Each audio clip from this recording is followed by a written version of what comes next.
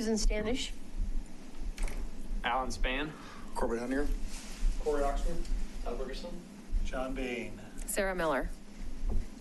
And Ron is absent tonight. And Ron is absent tonight. I think he's recovering from surgery. His knees.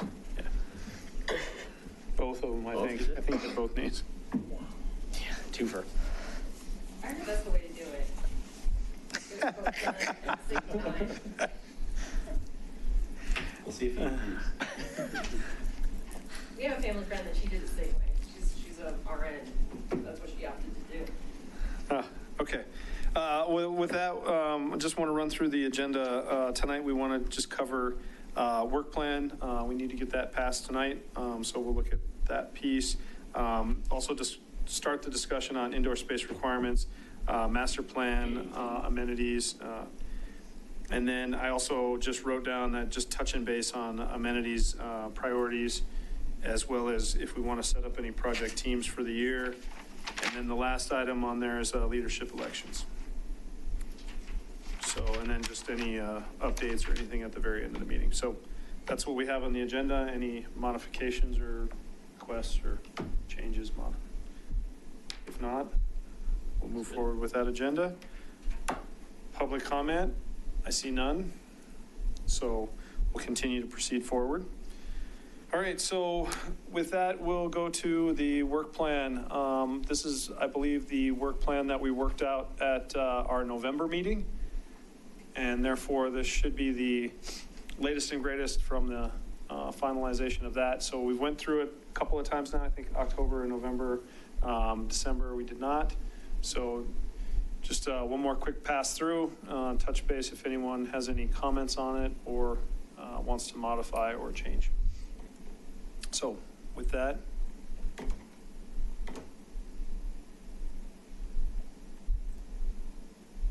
there we go. Okay. So in the first quarter, tonight we need to do the leadership election toward the end of the meeting. We've always had a annual joint meeting with the board, and I'm not sure when and how that's going to work this year, but usually that's a kind of a make sure our priorities are aligned.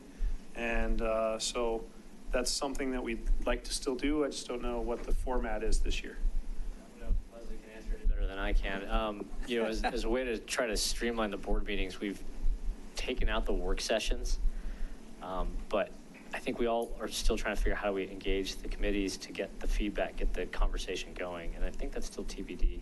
Okay. Well, we'll leave it on there. Yeah. It says joint meeting, not anything else. It's just how do we have a conversation, how and when. So then our next piece is, my understanding is we have the Parks and Trails Master Plan that we'd be looking at this year, which is, I believe, what our bulletin point. I don't know exact naming of this because I said it's the Master Plan, Town, Prost, Amenities, Parks, Recreation, Open Space, Trails, Amenities. There's various different ways to bundle that up, so it's kind of the overview. But that really is our discussion here in a little bit. Well, I guess the annual amenities list of items that we would like to see potentially in the community in the future. And then 5-year trails plans for any trails, just to make sure that, as that used to be a separate funding source, it's kind of broken out separately, but yet we can have a line item within the amenities to address some trails as well. Review indoor amenities, community space, which is one of the things we'll start tonight, and there'll be continuous engagement tomorrow and I think this weekend, was it? Tomorrow and Sunday. Yeah. Okay, and then budget recommendations later in the quarter. And then subcommittee leads and pursuits, and I just put that on the list tonight to just at least touch base on if we want to start what the committee would be and how we want to pursue that. So second quarter, finalizing the trails plan, and then finalize budget recommendations, including amenities and any other considerations that we would like to put forth. And then plan the committee booth activities that would be through the summer and into the fall. Park walks, I think, have been really good for us, for the committee, and I think we'd like to continue that forth in the second quarter, hopefully as it starts warming up a little outside. We continually review the weed and pest management program. Third quarter, just make sure we have a conference attendance, and I think that was really good with Corbett last time. And then also finalize the Boulder County open space and trails recommendations. And third quarter, we had from last discussions, the Town 15 parcel, potential just continuous discussion about whether or not there's any recommendations for if anything were to come in there. We want to make sure that we're not just always behind on what we really want there, and just somebody comes in and says they want something and have to review that. We'd like to put forth a recommendation, which I believe we did last year. Yeah, and in theory, this should be part of the PROS master plan process. We should at least, right, discuss it. And that's the other thing too, is the PROS master plan really kind of goes throughout the year, and it's really how that fits in with all the other topics, and hopefully they all kind of somewhat coincide, and just give us a good overview for the year.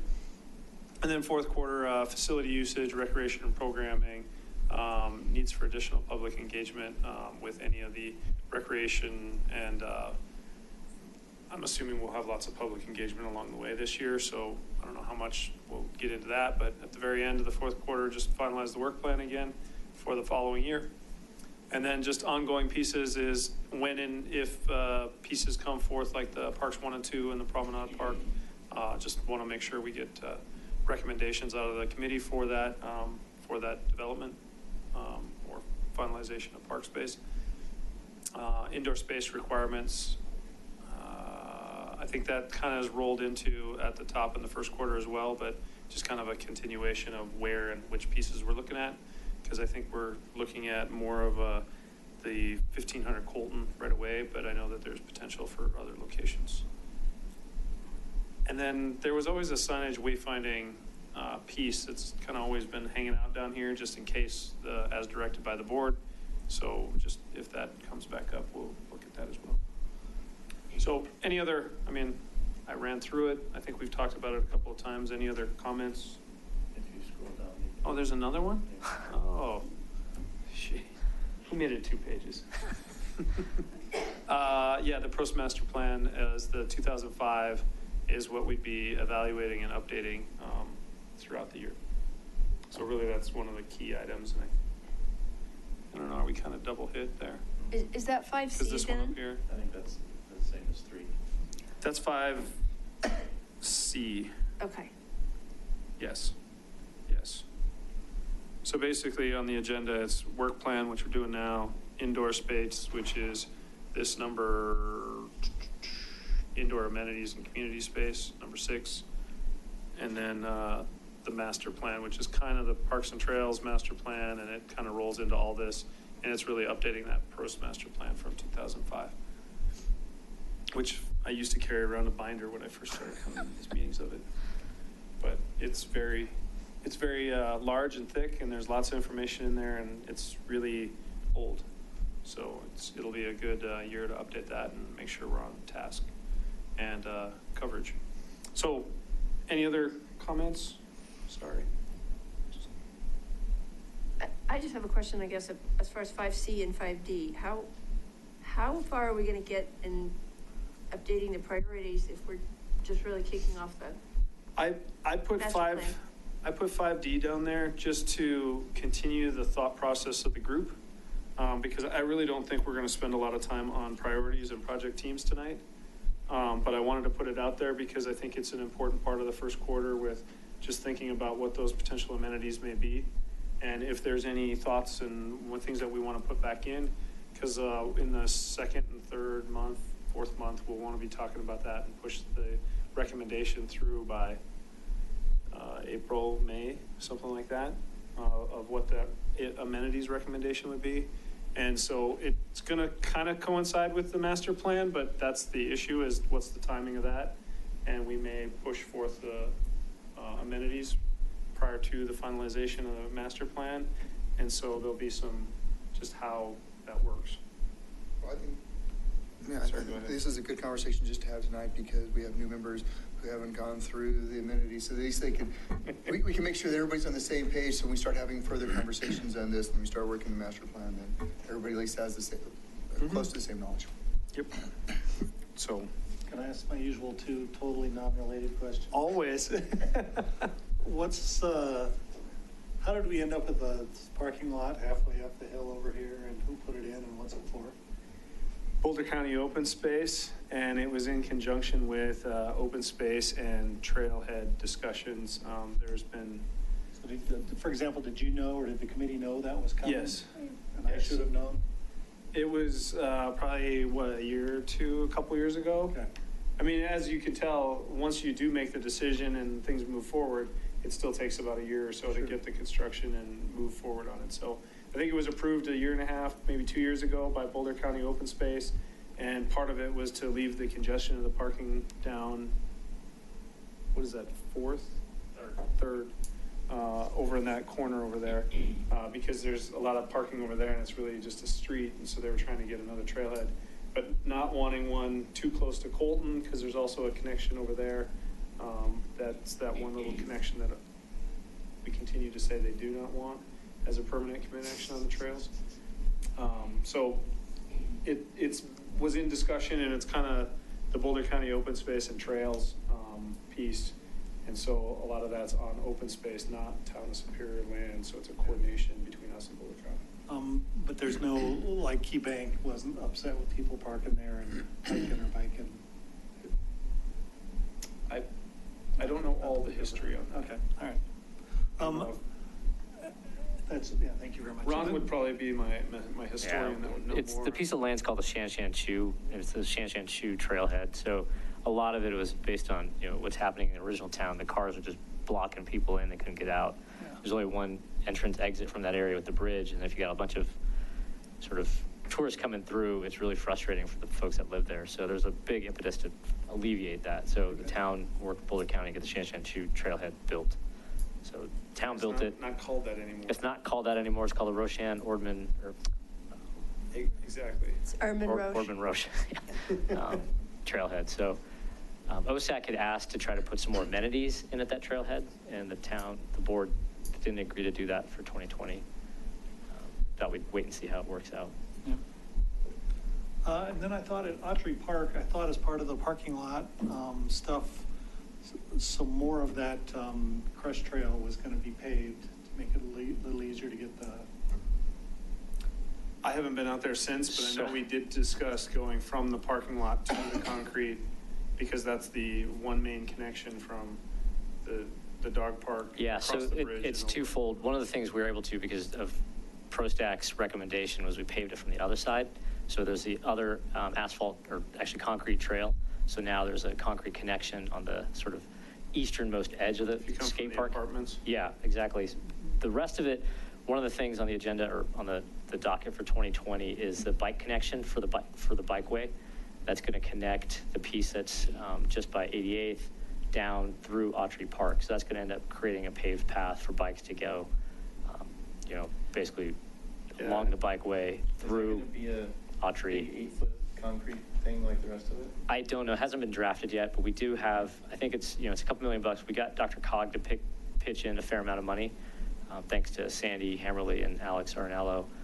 And that's going to get, sort of scoped out and built in the next couple of years. There was discussion about trying to maintain a crusher and a concrete so that you have a dual path, because a lot of people still enjoy running on the crusher. I think biking on the crusher. I think ProStack especially has got to continue to emphasize that so we don't lose Good. sight of it. I know there's a fair number of people that want that, but I think that message is getting lost, and I think we continue to keep paving over everything. Yeah. And I, for one, really want to see a lot more crusher fine trails. I know a number of folks on ProStack run and walk, and I think we all would like to see some more crusher fine or even dirt trails. Louisville's been talking a lot about their fun ways to school, where they basically have a dirt path that adjoins a concrete path for dirt bikes and mountain bikes. And I think it is something we need to continue to emphasize. And I'd just point out, I think, when we talked about the connection to the skate park, we did recommend going from the parking lot over, but it got on the other side, and now, yeah, so I was thinking that the other side would be within the trail, because it's right off of the trail. Yeah. And I don't know, we got some trail connection, but not the key one from the parking lot. Yeah, so my son's going now, so I've been down there a little bit more. And I have seen quite a few people, dragging Oh, yeah. skateboards and dragging scooters and stuff across. Mhm. Yeah, because I've parked on the other side, and it's not that much parking on the other side if you want to, because my son was down there and I went to pick him up, and I was like, there's like driving through the community and parking in the little corner. Yeah, right. There's like 4 spots over there. Yeah. I'm sure that community doesn't like that access either. Yeah, we have like 50,000 parking spots at Autry now, so it's definitely a lot easier to park on the Autry side, but the connection. But not when you go and the kids can't ride their scooter over to you. Just another little nudge. Okay. So, any other comments? Do you want to add any of those to the work plan, or should we add those to the amenity piece? We'll talk about it when we get to it. All right. So any other comments, recommendations on the work plan, ideas, or do we have a motion? I see we have to make a motion to approve it, right? Yeah. I would make a motion to. So I might interrupt just for a second. Do we want to have, maybe there's just the work plan at the end of the year, do we want to have identified, this is the day that this stuff has to be done or approved or whatever? All these pieces in here? Not all of them, but don't we have a couple of main? Well, and products? that's based on the quarter. That's why first quarter, second quarter are usually loaded up, because we need to get it into the board before they make their budget recommendations for the toward the end of the year. So that's why we want to make sure we get in amenity recommendations or parks, trails, et cetera, in the first or second quarter. That's why I want to talk about that. Just think about amenities at the end of the night, but yet we won't need to finalize it until trails and really the amenities and community space. Sorry, I where's think there's always amenities? been I think there's been Where is it? a resistance to put actual dates in there, that things need to be done, you put it in quarters, because if you put Yeah. dates, it becomes, this is what you have to work when the town approves it. If you have to do it by that date, then there's no flexibility to say, well, let's move this one It's ahead or move also- that one, so. Maybe what I really meant was identifying, to fall into jargon, the deliverables, things that really are, versus just topics we discuss versus something that is really something we deliver.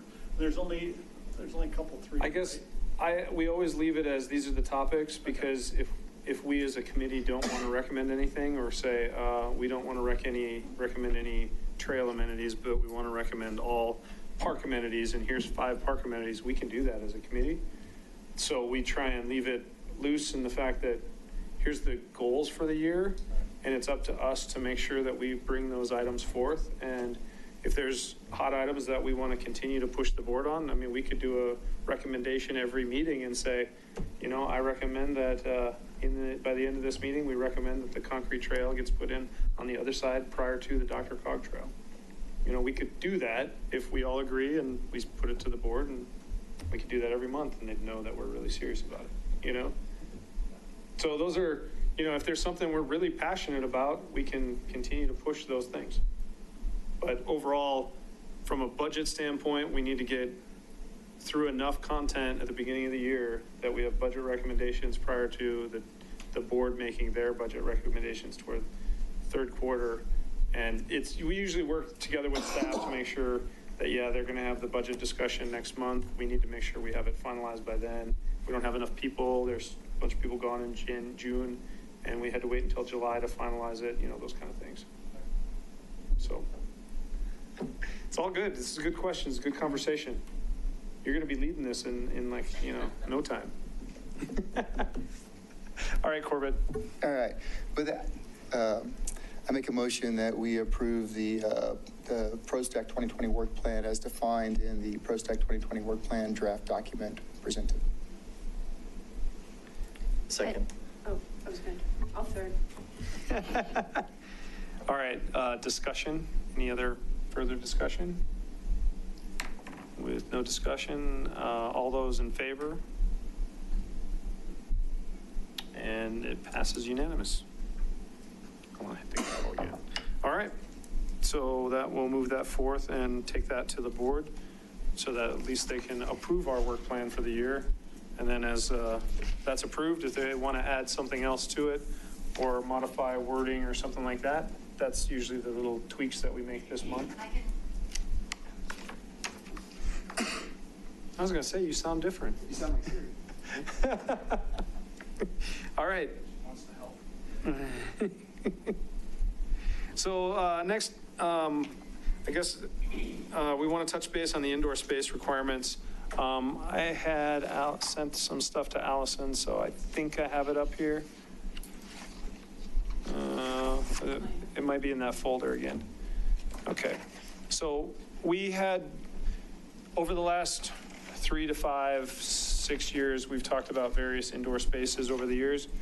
So one of the things that we touched base on is this, oops, multi-purpose field, this is the wrong one.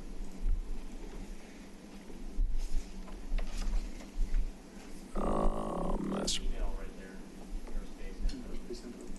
was that my email? Oh yeah, that's my email. That's perfect. So this is what I sent Allison the other day. I don't know, whatever that date was in December. But essentially, as we were going through all the indoor spaces, there's been about 3 different things, if I recall correctly, that we looked at, because we looked at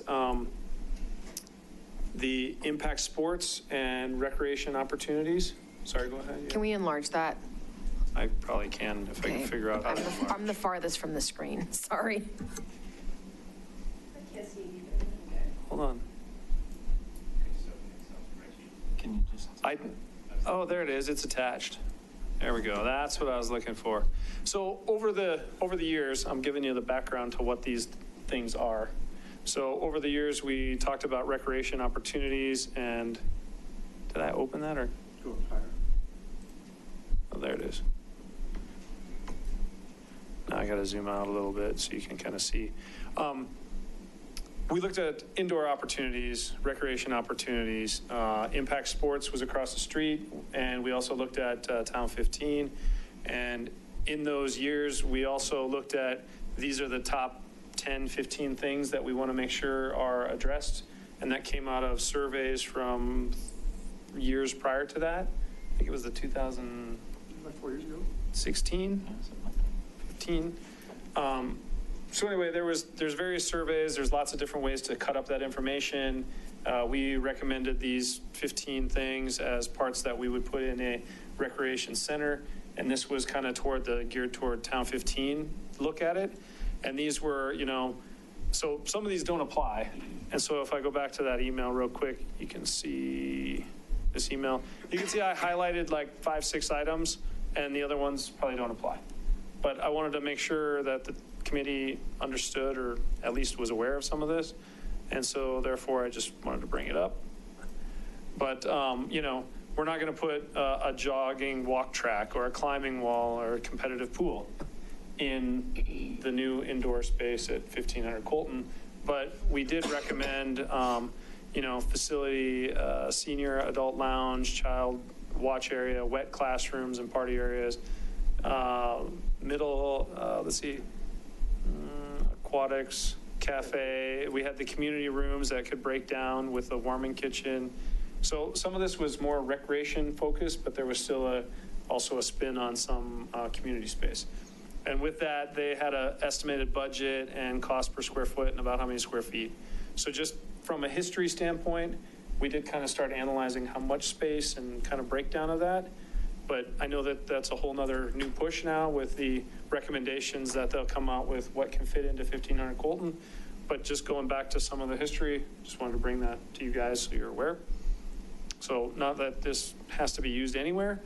And then the other thing I wanted to bring up, which is also in the same email, was when we were looking at Impact Sports, partnering with them, we were looking at Impact Sports is around the outside, and this was that infill.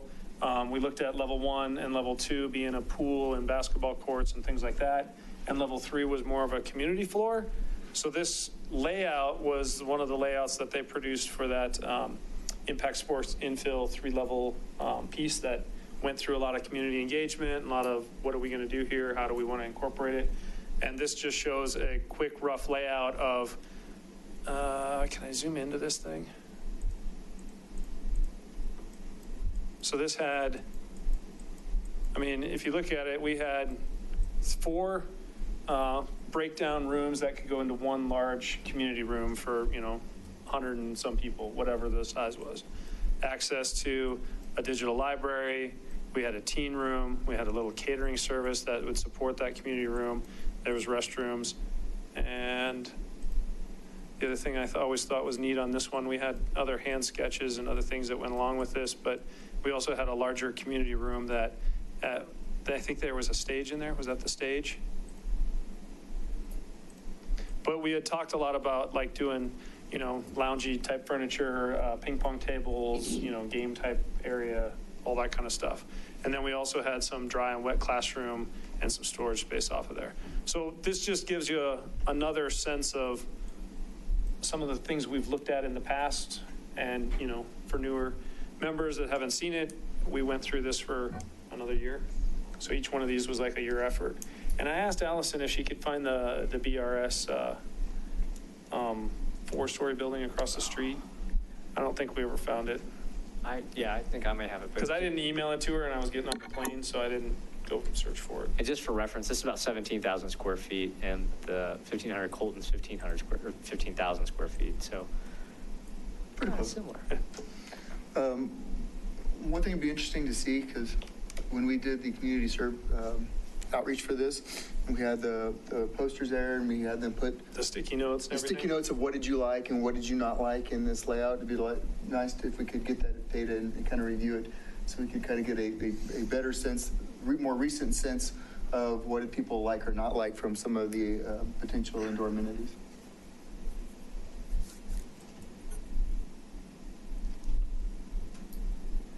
Well, I know we had a lot of data on it, and there was lots of data on basketball and pool and some of the other things. And so it'd be a matter of finding that file and data mining and finding all the information out of there. Because I know I looked through a bunch of files to get to this plan and find, just PDFs for the discussion today. But I didn't get everything. There's a lot out there. And there's meeting minutes of what we recommended in the last couple of years. So I just wanted to bring these up as starting the discussion about what the potentials are and what we looked at in the past. And really, I want to touch base. Neil, the timeline on this is we have the community engagement tomorrow night. Yeah, I mean, the timeline's aggressive, right, like with anything, because I think the goal from the board is, we closed on the building in August, and we want to make it usable to the community within a year. So be that as it may, as we talk about this in December, the engagement is this weekend, tomorrow and Sunday, and as well as, Oz takes that information into the blender and brings it back to the board, I think, in February. One of the decisions we made is rather than go out to bid with that, we're working on a DBO type arrangement, because I think the board and Oz have acknowledged that there might be more things on the list than we can afford to do this year. But more importantly, we can prioritize what we want to do this year and push off the rest to future. So the goal is to get through the engagement session this weekend, and then take that information back, or Oz will take that information back and bring it back to the board in early February. Right, and that's where, it may be brought back to you as distilled information that we've already gone through prior to us even meeting again. And that's been something we've been trying to figure out. How do we ensure that PROSTAC is included? Right. And I don't have a good answer for that. Well, that's where we're kind of the day before and not being able to analyze any of the comments from tomorrow night, but, from our history and just our knowledge of what would this committee like to see, any pieces that we would recommend as a committee to them to think about and look at, those type of things. And one thing Leslie and I can at least do is touch base with Matt and staff to make sure that, maybe we have a special PROSTAC meeting in sort of right before Oz nails it down or puts it together for the board. That's the role that PROSTAC was supposed to play throughout this. I think it's just a function of trying to get things done quickly. Yep. That, the paths are kind of crossing in parallel. But also they need to take the information and distill it down and say, these are the pieces that we think that you could do, and then come up with something like this to present to you and say, here's what we have. And that's really where we would potentially provide more comment unless they're totally lacking a programmatic element that we feel is really needed and we think we can't live without type of thing, right? So do we want to try to schedule something to go through the information that's received from the public input tomorrow and Sunday and have a meeting before they go off and come up with something for the board and meet with them? Well, I'm wondering, can we get the data that they're getting, that they're going to go use, so we can at least have that prior to seeing any concepts, so we can evaluate what they propose against what the community, asks for. Mhm. Right, so if we can at least get that ahead of time, even if it's sent to an email, and we can do a little homework on our own, and then if we schedule something ahead of it being presented, we'll at least have. When are they supposed to get back to the board? I don't have that off the top of my head. But it's February, you think, or? The 10th of February? That's before our next It's meeting. February. Yeah. Yeah. Should we consider a committee to look into this, so the whole Yeah, I think gang so. wouldn't have to be available? Tell you what, I mean, the challenge we have is ensuring we can find time for Oz to do this, since, they're the Yeah. third party in terms of trying to distill the information and get it to where it's usable. They're still going to need a couple weeks to They're get through gonna, the I mean, information. yeah, today's the 15th. They're going to get everything by the It'll 19th. be the beginning of February Yeah. at the earliest. And, so I guess from my standpoint, though, just from what we know of it, what do we feel that if we were to provide anything as guidance, or are we just going to react to what they provide to us? And I mean, I say this in the fact of just from the history and knowledge of some of the pieces we've already put forth, could we even say, hey, these are 5 elements that we felt should have been in the community recreation center that we were looking at a year and a half ago, and we still feel that the teen room, the conference area, these are still high priority things that, because that conference area is, really the breakdown rooms and multi-use rooms that we've been looking for in the community, and I think that's one of the key driving factors to that space. Yeah, I think there's 2 options. One is, PROSTAC wants to look, because what's on the survey today is the same thing they brought to the board on the 16th of December. It's the 2 versions. Right. It could be as simple as, review that today and say, hey, version 1, PROSTAC feels that, And I guess I didn't go that far. I went to the history, and I didn't show, has everyone seen the 2 plans that they presented? I have. For anyone who hasn't, maybe really good homework would be to review the tape of that session that was presented to the board. Yep. Because there were lots of detailed questions and detailed discussion. It was a good chat. Yeah. It's on the survey, isn't it? yeah, it's the same Yeah. diagrams on the I believe survey. so. Yeah, Just there was more information in the yeah, presentation. yeah. What board meeting was that? The 16th of December. 16th of December? Yeah. It was a special meeting. Because, it may be, because a lot of what I think the community sessions tomorrow and Sunday are going to be are, large scale drawings of the same images and sticky notes on what you don't like or don't like. Yeah, I don't know if they did anything different I don't know either. from that. I didn't know if they took anything away to change. The survey looked a lot like what they showed us in December. I don't think there's been any change. And there was a lot of imagery about what it could look like, 3D pictures of just other spaces that would be similar, and I know there was comments from the board about, yes, we like that, no, we don't like that, modifications and things. Yeah, a lot of the discussion in the board and in the survey is kind of centered around the feel for the building. These are my words in terms of how the building may feel, perception. Lots of windows, not a lot of windows, comfy chairs, or picnic table type things, which doesn't get to the heart of what I think was asked when we were in Land Rover. Is like, well, what's the programming aspect of this? And I think that's still not quite solved. I think the question you're trying to ask, Corey, though, is how do we get this information that we've had from our history? How do we get them that information so that they can take that as another data point besides the community outreach? Well, I think Leslie and I can make sure it gets there. Well, but that's also, there's a lot of information that was given for different programming. Give them Yeah. the correct information. So I want to know from this group, do we still feel that some of these pieces in this plan are valid? And if we were to take this from what would have been a 3-story building with a lot of recreation and some community space, and you put it in a community-only space and not a lot of recreation, is this still valid programmatic elements that we would like to see? And from this group, the discussion really would be yes or no, and do we want to give them a list of, here's 5 things that we think that should still be in there? And I think some of them are in those plans, and, you know, it's just a matter of, is there something we're missing? I just think as a point of reference, kind of going back, you know, into the way back, we kind of started out with this, it was going to be a rec center, right? There was a huge emphasis on the recreational things and the pool and stuff, and that was all good, but then we kind of got more towards, it needs to have more community space, community function, and then we kind of dropped the whole rec piece off the cliff, and that, you know, that was what it was. And now, when we look at what's being proposed now, definitely a community space aspect, but also things like opportunities for businesses to be in there making money and things like that, which are really quite different from our history. So that's neither good nor bad. It's just that I think we have to be cautious in thinking about how much we're going to be able to inform this process, given a lot of things, especially its timeline, which is very, very aggressive.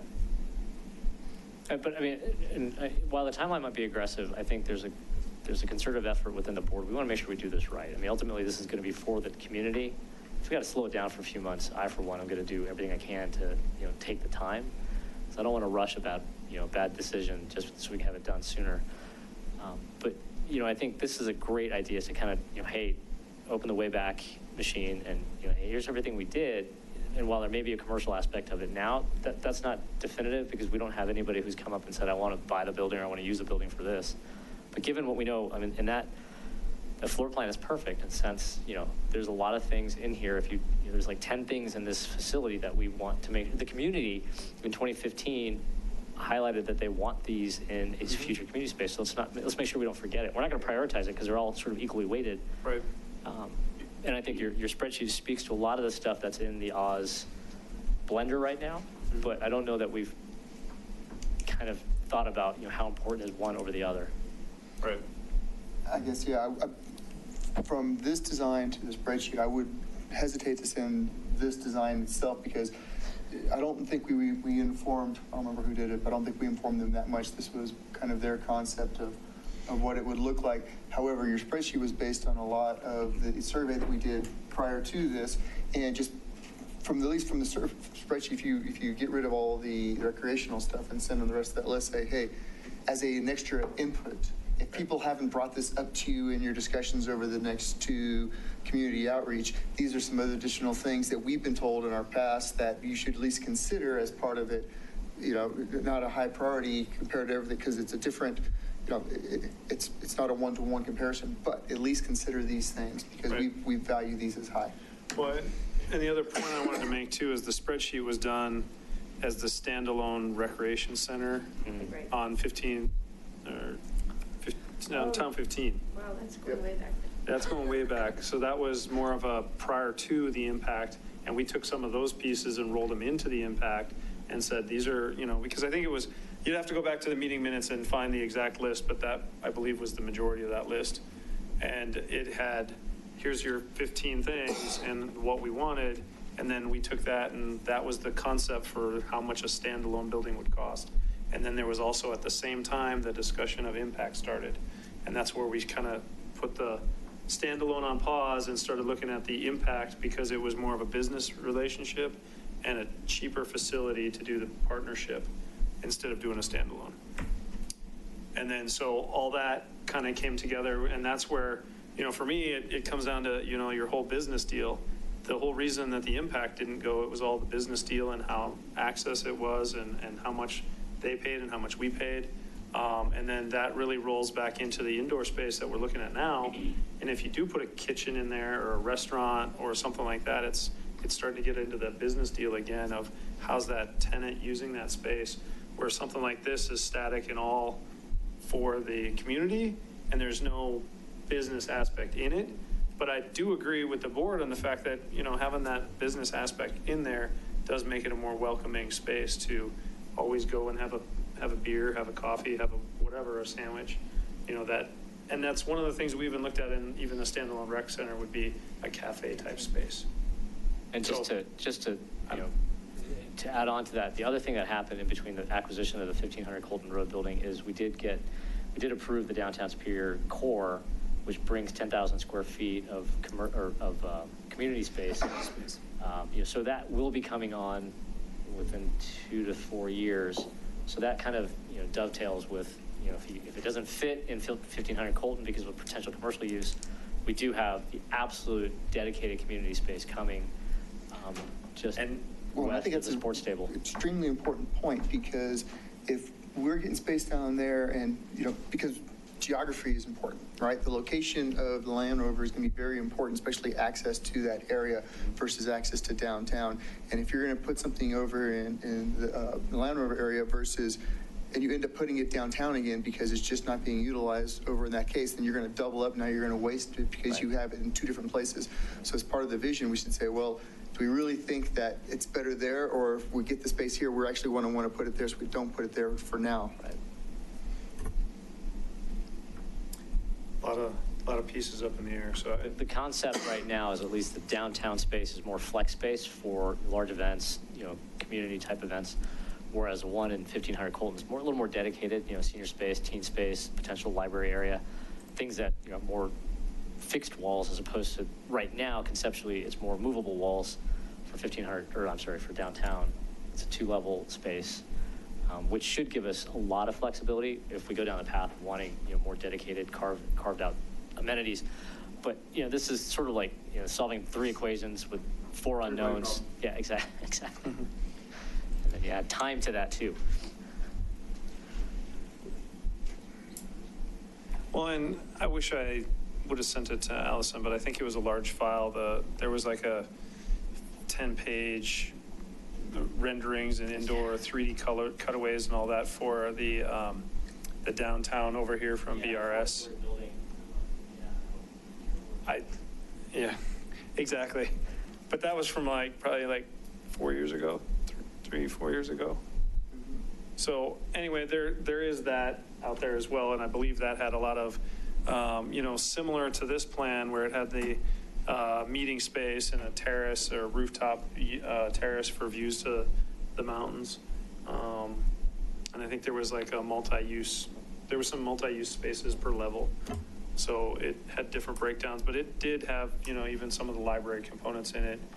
So that's where you start talking about what's the split of this building, and if you want to make it a community space, and if we're using 1500 Colton, I know in the board discussion, there was a lot of Wednesday morning kid discussions and how much use that area has, and whether or not this 1500 Colton could replace that and not replace, but add to it and, bolster that community engagement in that location. So, I don't know. Other thoughts, please keep. Yeah, so I'd make the same strange questions. When I walked through that building, one thing hit me is, a big decision is whether or not you're going to have city offices in that building or not. It seems like that's something we could help talk about. And it felt like to me it's a really good idea to have Park and Rec staff in a place like that that's kind of a Park and Rec facility. So it seems like that's one thing we could talk about. And then the last one, probably you really will laugh, but you walk through a place where they used to work on cars. Have we ever considered putting workshop space or car repair? Because the people would use that, but it's a pain to run. I've lived in areas where, there was a Gem and Mineral Society that had a huge workshop, and who thought that there'd be a line for people to use a rock saw? But anyway, it just got enormous use, and so. There was one email, I think it was about 2 years ago, someone asked about this option. Do you remember that? Someone emailed PROSTAC, and it was shortly after I started, and they asked for some bays that they could work on cars. And I was trying to do research to see if other communities had them around here, and I didn't see one. But that I've lived has been some brought places to where they my have, it's basically a Jiffy Lube with a caretaker, but you bring your tools and you can go in and work on your car with some kind of. There's a lot of places where you rent the garage space by the hour, but there's also on military bases, they offer a hobby shop where you don't rent it, you just sign up for it type thing. So this would be somewhere probably in between. But there is a big liability part of that. Yeah, that's understandable. I think my main feedback is that, I guess I was surprised that those are overhead doors on the bottom there, isn't it? Yeah. It's like, ironically, this almost looks more like the space that we have now than the designs that we have from Oz, which I think is kind of interesting. But my main feedback is on both of the Oz designs, it looks like they're saying the front part of the building is the kind of community area, and then there's a bunch of questions in the back part. And my main feedback would be, I would suggest that we try to measure how well the community part goes in the front. And if we can get a lot of, if we can pick the best amenities that's going to bring the most people there, that's also going to get the businesses the most excited about moving in. So maybe like a phased approach, like what Neil talked about, could be a good option for the space. And then in the meantime, if we've already got car bays, maybe we could invest, figure out, is there a low investment thing we can do to utilize the space that we already have while we figure out what this space is going to be long-term. Yeah. Other thoughts?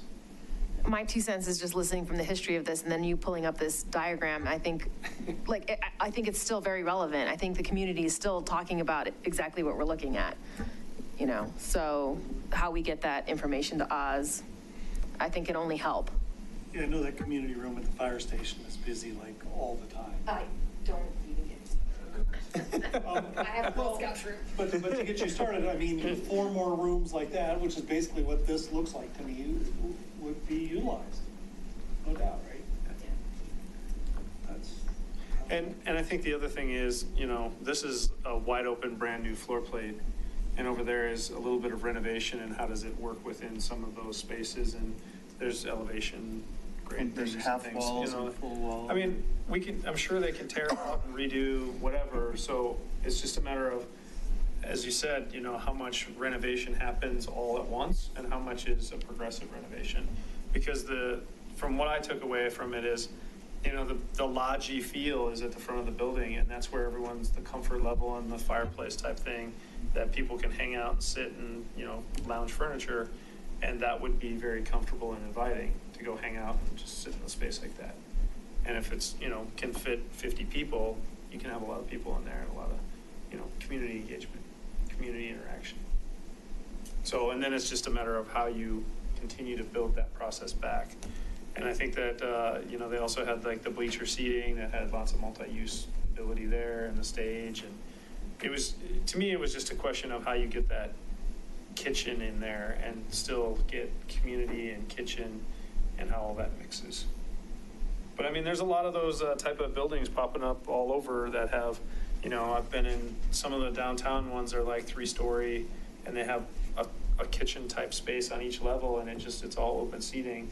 It's just, you go to whichever one you want, you go sit down. And it's more of it's almost like the cafe, food court type space, but a little nicer. Is there a town around here that has something like that we could go do a field trip, or I could just go check out? Like near? I don't know. I know there's a couple downtown Denver. Okay.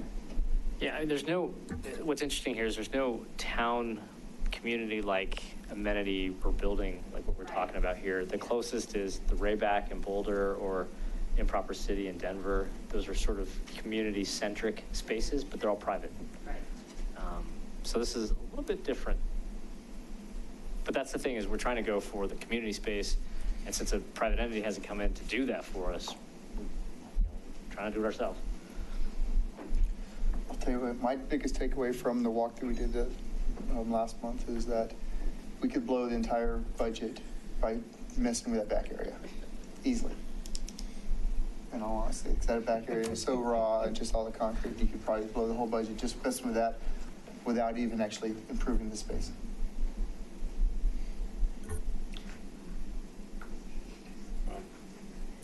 So I guess it just comes down to, from this discussion tonight, I really would like to be able to put forth this diagram so that at least they understand what we looked at previously from community type space, just for information gathering for that group.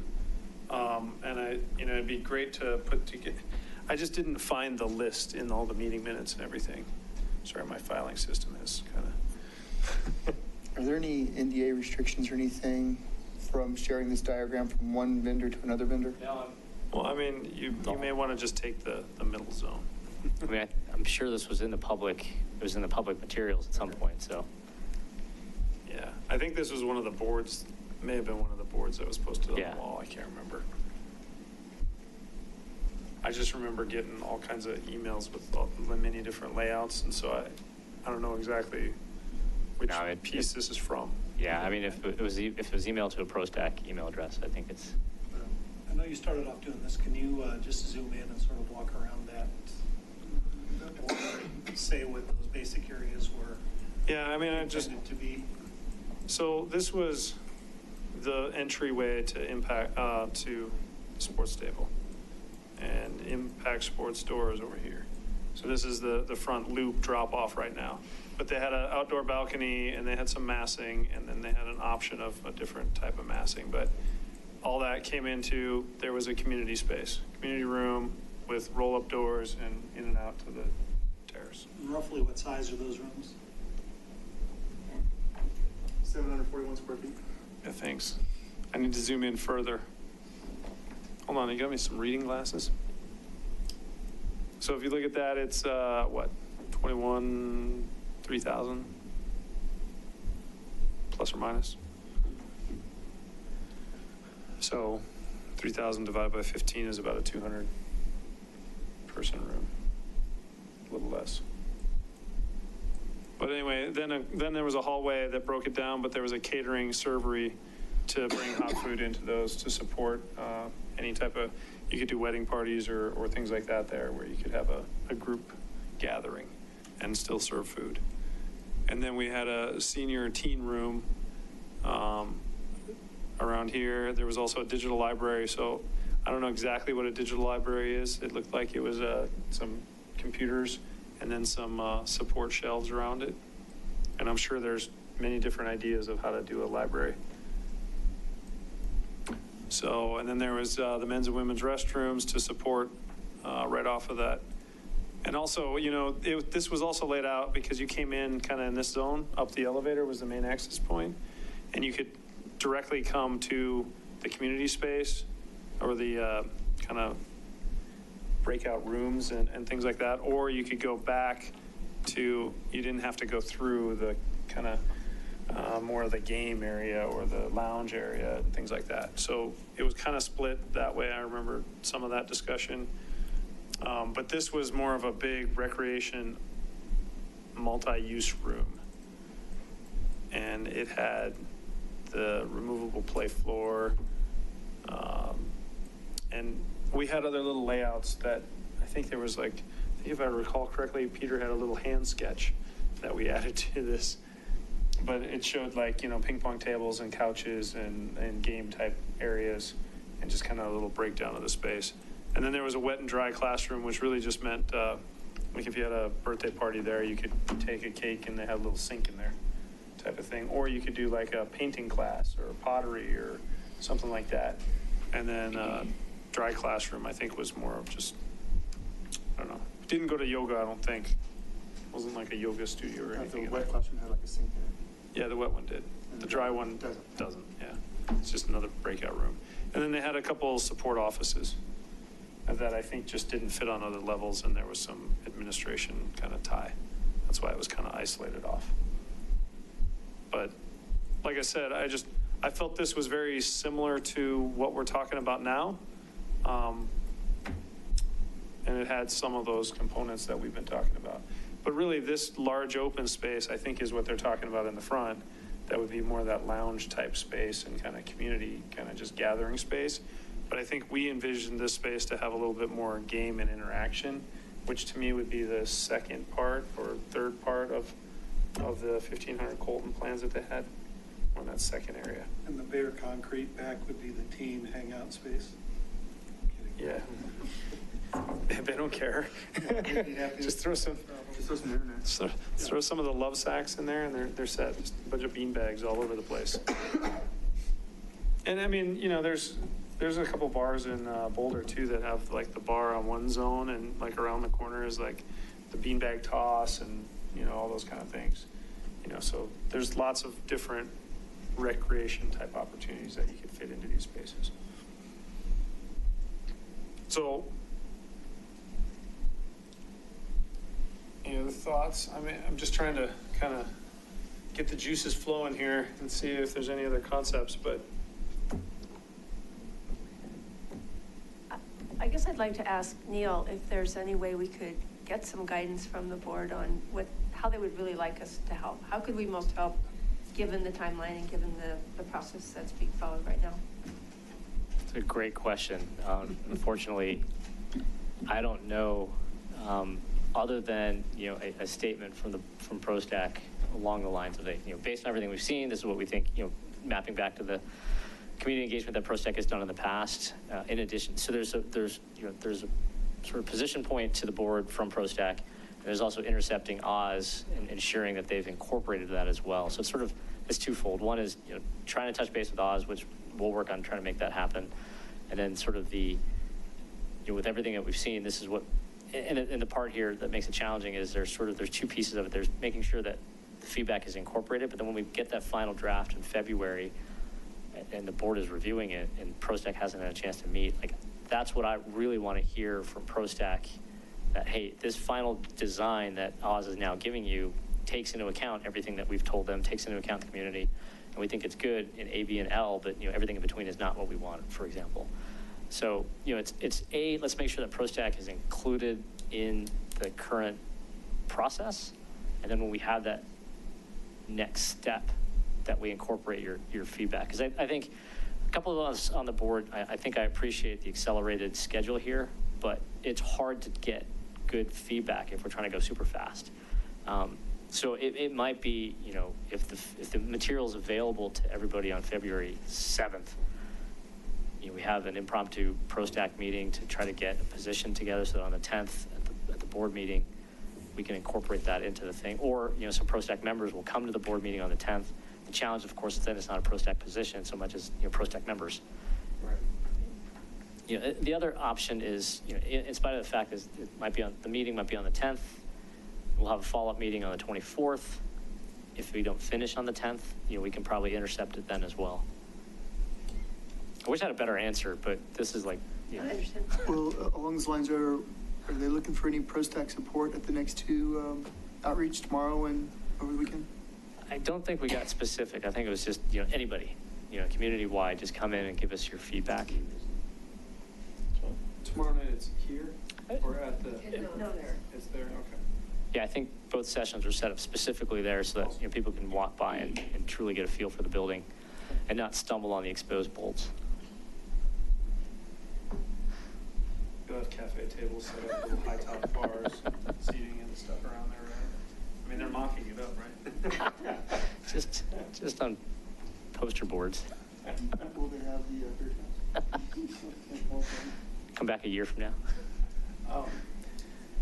I guess from my standpoint, we have a lot of history, and I just want to make sure we don't lose all the history by them just going forth with here's what we think, and we haven't engaged anything. So that's where, to me, just giving this type of information as information to them, at least it's input that can be considered in how they lay it out and how they can work the space. Can you go back to your spreadsheet? What were the items? If we give them this sheet that you're looking at now and This one. just the bullet points on here that make sense? Well, the bullet points that make sense are like, you know, are we gonna have any facility admin? And that would be kind of office type space, anything like that. Senior adult lounge, you know, there was a child watch. That was more for kids dropping off the kids while they were in recreation, but it really comes into, you know, there's a senior, child, and teen. Where's the teen? I thought we had a teen in here somewhere.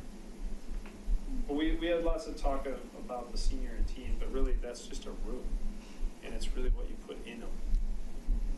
You know, so wet classroom, party room. We had the multi-use room that was like, what was that? estimated square feet, about 2,000 square feet, which for a multi-use, because you could even do like a dance studio over there and like have a floor that you can have people come in and do like a dance or a yoga, aerobics, whatever. So would it be enough if we just had pros in this and that other one? And then if they have any questions, maybe they can consult somebody from PROSTAC, Corey or whoever, a little bit of history, Ron. Ron. I mean, but we could make an email available to them, say, here's the information we have, and if you want to have any, more context in this, you can email so-and-so. And I think that's where staff can help too.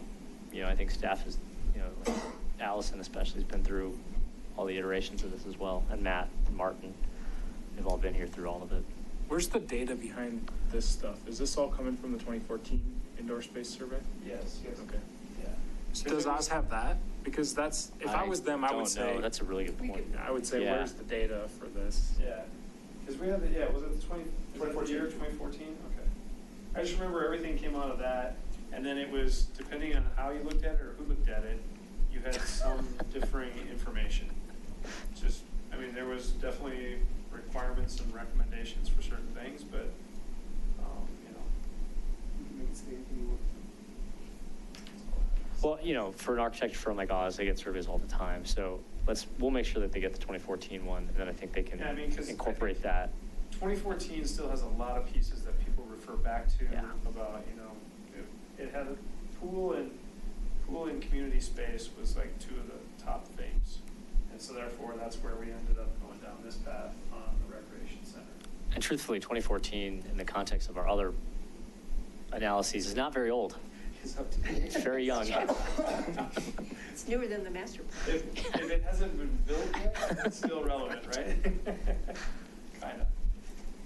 So anyway, I think that this list though is definitely heavily favored toward a recreation, but it had some community space. And from this list, we ended up going to this diagram, wherever went that guy, to this, and I think this captured, because this was it wasn't even a floor, it was like a half floor, and then after various discussions, we added like an entire floor of just community, because the first two floors were rec, and this was like just these breakout rooms and nothing else back here, and then we ended up expanding the full floor. So there was lots of pieces to that too. But anyway, to me, it'd be, as long as they get the 2014 survey and information behind it, and our kind of condensed version is more of the, community gathering space of 100 and some person user, and break down into smaller rooms for multiple uses. And then it's that lounge community type space. And I think, at least with the concepts that Oz has sort of articulated so far in this spreadsheet and in this, I think there is a significant amount of overlap, which is great. I think directionally, we're sort of aligned. And it's possible they already had the survey, or they just listened or watched some old videos, or got the drawing that neither of us can find right now that have a lot of this incorporated into it. So which is good. We've been consistent for the last 5 or 8 years around what we need and what we want.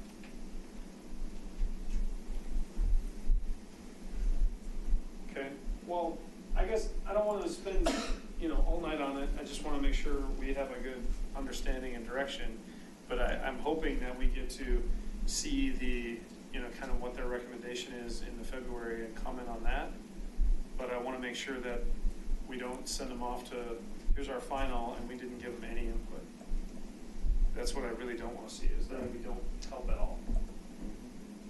I think one thing we could help with is maybe trying to project out and visualize what success looks like in terms of utilization. So either through staff, past programming, existing facilities, what like an annual utilization rate looks like, and then say, all right, we think that if we can influence 20,000 visits per year, 50,000, whatever the number is based on what we put in, then we could come back and say, all right, with our top 5 ideas, our highest priorities, do we think we can project out that type of utilization, rather than just putting in a few things that look nice and got, voted on the most, but may not necessarily bring bodies in. So maybe that's one role we could play with coordinating with Leslie and sort of some existing utilization rates. Try to define success. It's a hard one. Yeah. But I mean, I feel like there's so many ideas and there's going to be so many more tomorrow and this weekend, and there's going to end up being this like bucket of 30 ideas, and we might pull out the top 5 and be able to put those in, but then just because they were the most popular at this time, is that gonna, we're gonna be able to look back on it 2 or 3 years from now and say, we did it the right way, we're getting the most use out of the building. One of the other things I'd probably point out too is that I believe their plans have a lot of flexible type space. Because I mean, it's creating a room here and there, or really the conference room or banquet room would be kind of the one key designated for certain things, but if you can break it down to small enough for meeting use, as everyone's articulated, meetings are heavy in need of areas to break out. But, like that top space up there is, I don't know how many square feet we said that was, but there's not really any defined hard walls. It's just creates the space is what you put in it, and then therefore, you may find people like ping pong and you end up with a bunch of ping pong tables, or now the ping pong's not working and then we put a pool table in, but those are different, maybe you get suggestions after the space is open and people are like, oh, I'd really love a dartboard, what little amenities can you add to the space to keep people coming in, and those suggestions once it starts getting used. I don't know about the fire station conference room you guys were talking about earlier, saying it's highly utilized. I wonder if there's any way to get any data from them to figure out sort of utilization rates or annual numbers. Maybe then we could better understand, with about that much square feet with kind of an open conference space, then we could project out.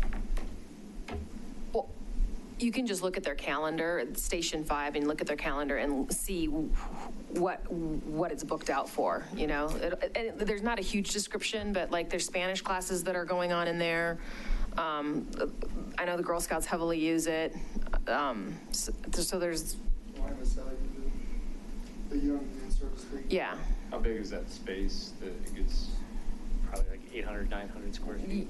Oh, it's almost comparable to this. It's smaller than this, but comparable. I'd say it's comparable to one of those. Yeah. rooms in there. Yeah. It's also just not an ideal space. Like I'd say, probably half the time I'm there, someone will be doing jump rope up above and it'll be like bam, bam, bam. Like it's just kind of, it's not Plus, great. there's a parking challenge too. Yeah. You can't have many people in there at all. I think the key though to that point is that if you have an available space, it'll get fully used, period. Right? And the more you have, the more it's going to get used. Well, I like the idea of, we can measure how much stuff is used, and we have community space right now in the sports stable? Don't we have community rooms that you can rent out in the sports stable today? We do have access to one community room there. It also gets quite a bit of use from Okay. the club teams. Okay. So that's another one that we can probably measure and have some idea of how utilized it is today. But it's a great idea. If you think about, what you said, if the community space at the firehouse is used, let's say 200 days of the year, and the other one's used 100 days of the year, that's going to tell you how much you actually need. I can reach out to Cindy Wibbler because I email her back and forth about Girl Scout meetings, and I can ask her at least for the information and see what she comes back with. Yeah, because otherwise we're kind of stabbing in the dark. We need this much space. If we're only using 1,500 square feet, then this got over-designed. But I think there's also the truth that people could just be going out of town to use space that we don't have because we've never had it. Right. So. I guess I'm just trying to think of one thing that we could do in terms of just more ideas, because I feel like there's about 30 ideas of what to do with the space. Probably more than that, yeah. So maybe one thing we could provide to then look back on and say, all right, through our input, they could They could try to I don't measure know if I can get success. on it. Anyway. Honestly, I think after Sunday, there will be like 60 ideas. Yeah. So the trick will be really, maybe not a trick, but just, I would ask each of us to maybe reflect on what comes out of that and think about what we know as having been on PROSTAC now for a while and the history of some of these other things. Does it feel like it's reflecting what we've heard in the past? And are there any glaring errors like, oh my God, we completely forgot about senior space or something like that? I was pleased to see, I think it was in the mayor's newsletter, he was explaining this process. And I think he said that there's going to be some direct involvement from SILC, the Superior Youth Leadership Committee, to kind of give more direct input about what they think could be useful in the teen space. So I think that's, the rest of us don't necessarily know.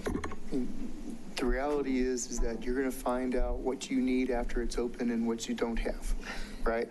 And so the phased approach is actually not a bad approach for that, because you can have it so it's like, okay, we think this is the basic needs of what we need, and then you find out what it's missing, and then when you do the rest of the approach, you can either alter and add or however you need to, but you're never really going to know until you start using it. And I think there's something to be said that, I mean, the building's never going to be done. I think we're always going to continue to evolve. You know, when downtown builds out, you know, what we need in 1500 Colton may evolve. Change. Yeah.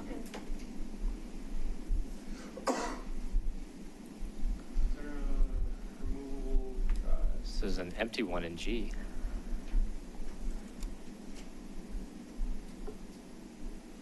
hold on.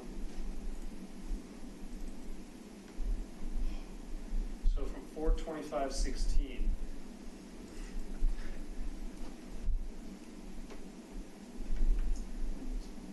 You remember this one?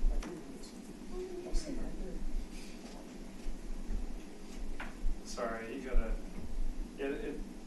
it's got a bunch of, like, that's the front plate and just a bunch of concept photos around it, but there was a couple images like this of what could be the community space across the street for the 10,000 square feet. So there's, and this was, you know, if you zoom in on each one, I'm just trying to flip through them so you get a sense of, you know, big wide open space, community space, you know, gather. I think they have a rooftop deck on there or something. But you can see that was a big just community room with views. So anyway, if you really look at it, there's a bunch of little good stuff in there, but I don't know exactly what's here versus there versus duplication, all that kind of stuff. So I just wanted to throw out there, if anyone remembers this presentation, if not, I'm sure you can probably find it somewhere. We can probably put it on the PROSTAC.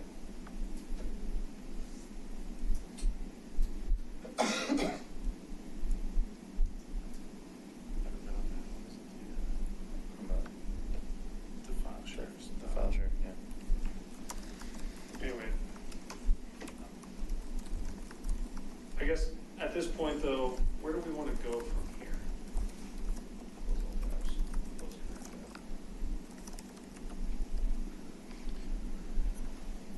Thoughts? My thoughts, and I think we've said this multiple times, is let's just ensure that they get this data and then they have access to pros staff to, you know, to give them context to it. So what I'm putting in the notes is that Leslie and Neil are going to pass along historical information to Oz, including the 2014 indoor recreation survey and then the follow-up 2017 PROSTAC recommendation spreadsheet.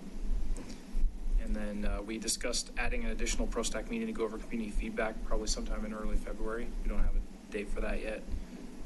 We talked about how the vision for the 1500 Colton Road property, how it fits with the downtown space. The fact that the downtown space is slated to be more flexible in design and we need a balance between the two. And then we discussed an idea to measure utilization of existing community spaces. And I don't know that we took any action to actually measure that, but just mentioned it was an idea. That's the summary I have right now. All right, so are we good with that if we just have you provide some of the information to them? I mean, I'll try and attend tomorrow night. I don't know if others are trying to attend. We have a couple of things, but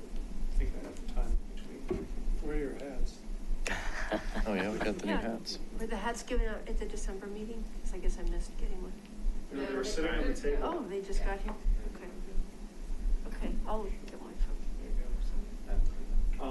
I think that's a great, I think, strategy for the near term is we'll get them, make sure that they've got all the historic information.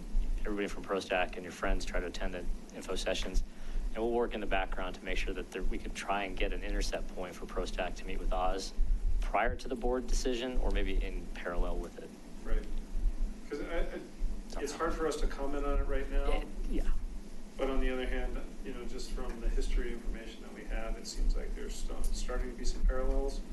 And for me, it comes down to whether or not it's walled rooms or if it's just more of an open space, and then there's more opportunity with just the furnishings and pieces that you put in the room.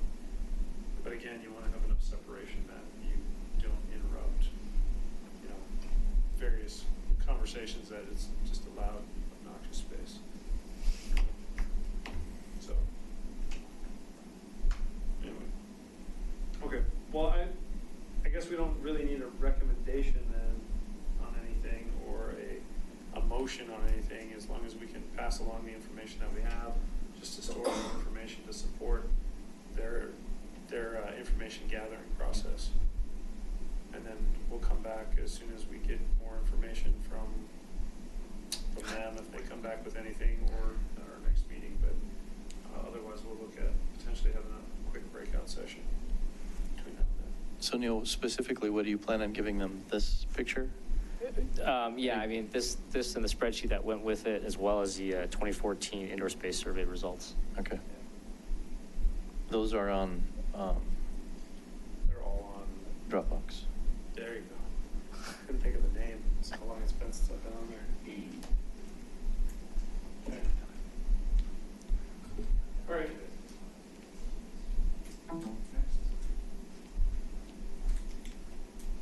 Yeah, next item. See, that was a short item.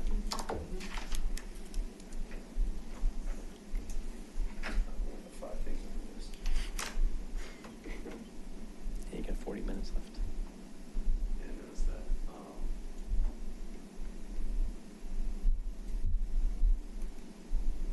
Okay, so next we want to touch base on the master plan and town pros master plan. So this, hold on, this is the actual older, what pages is this guy? Yeah, the 123 pages. So this is the actual pros master plan from 2005 that would basically get the update. And there's a lot of information in here. There's a lot of old information that was about, I'm drawing a blank on all the parks today. Founders Park. Yeah. So it's a lot of old information that was prior to Founders and recommendations for Founders, and there's been a lot of, and before Wildflower. So there's a lot of amenities that were recommended in this that are installed somewhere in town already, and so this really just needs an update. So with that, Allison and the staff put together a little diagram here.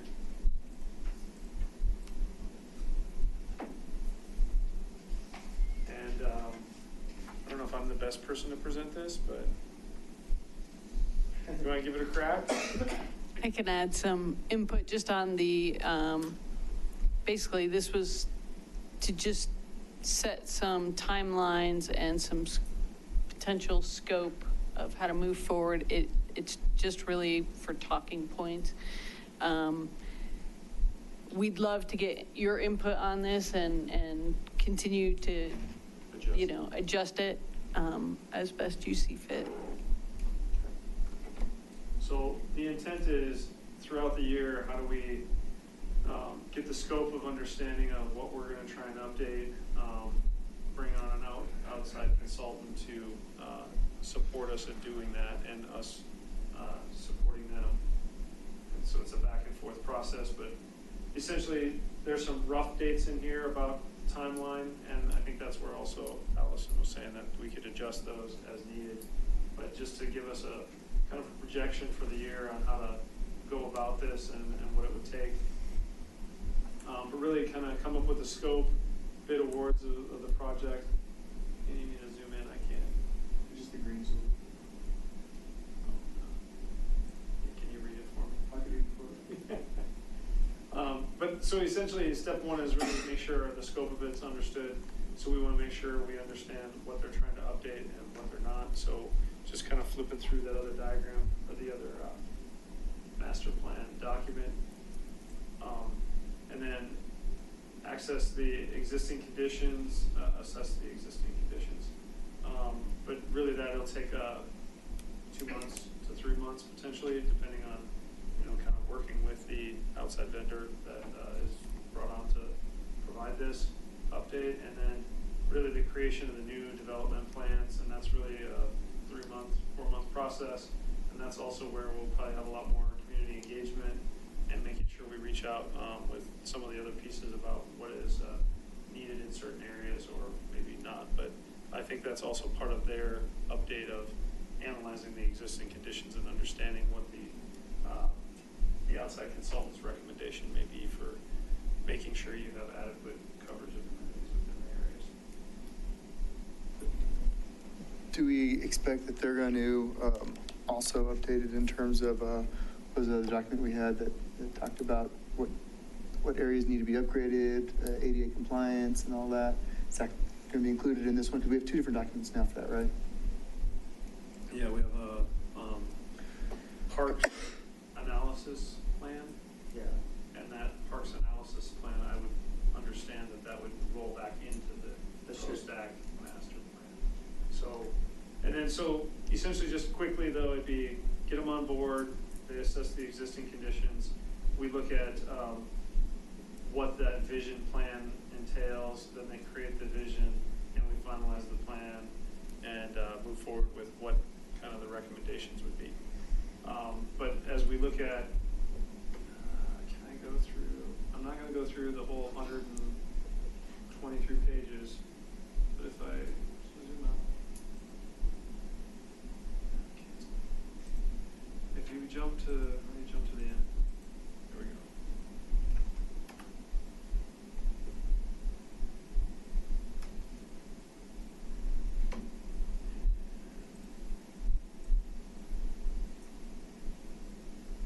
But at the very end, there's a bunch of maps that I think.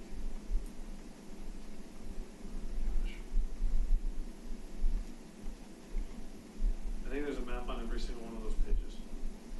And the maps aren't probably attached. Because we're not looking. I don't know.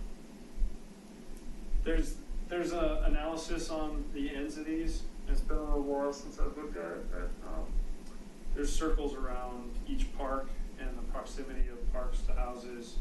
There's showing all the updated trails and where trails have interconnectivity and don't, which is really our 5-year trails plan. There was schools in proximity of houses. There's all those type of analysis are in there. I think in there was also recommendations for like basketball courts within a certain distance or a certain number, baseball field to X number of residents in the area. Those type of recommendations were in there. And I think that's all the type of things that needs to just be kind of updated or refreshed and say, yes, we have this now, we don't have that.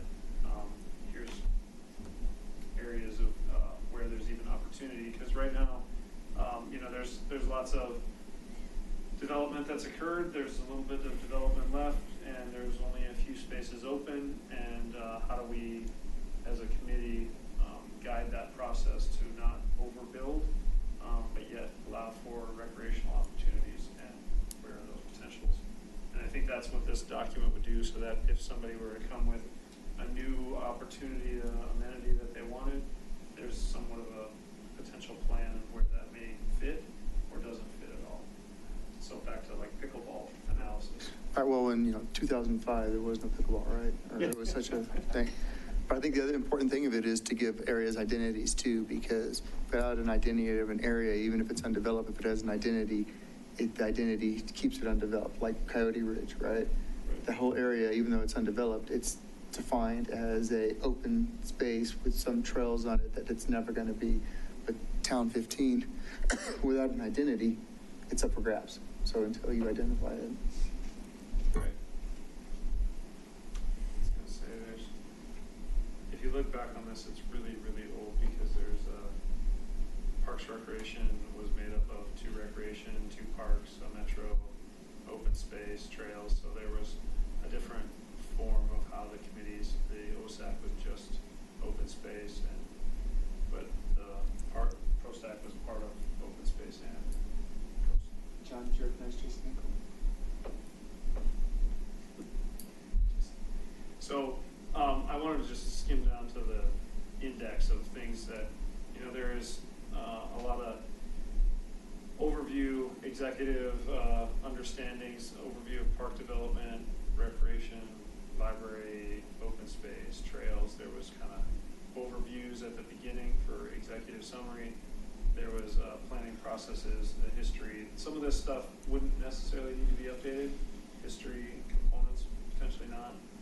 There was definitely a different structure of how the town was structured and some of the departments, and from a 1 person to a 5, 6 person type thing.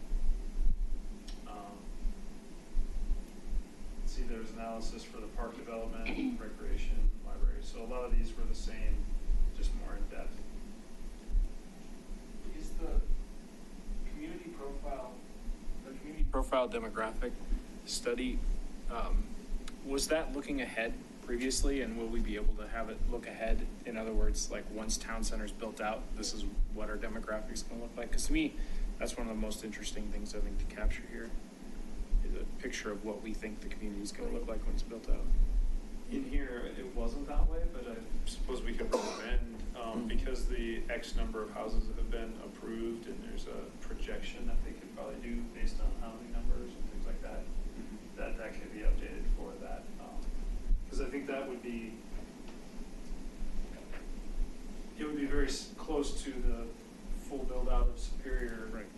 Of how many residential potential units would be in town. I think that's super critical in terms of the needs assessment. I mean, because if you look at this, and if we had at the time thought forward 5 years, we probably would have highlighted like, hey, maybe we need another pool or something like that. And I think that would really help in this case.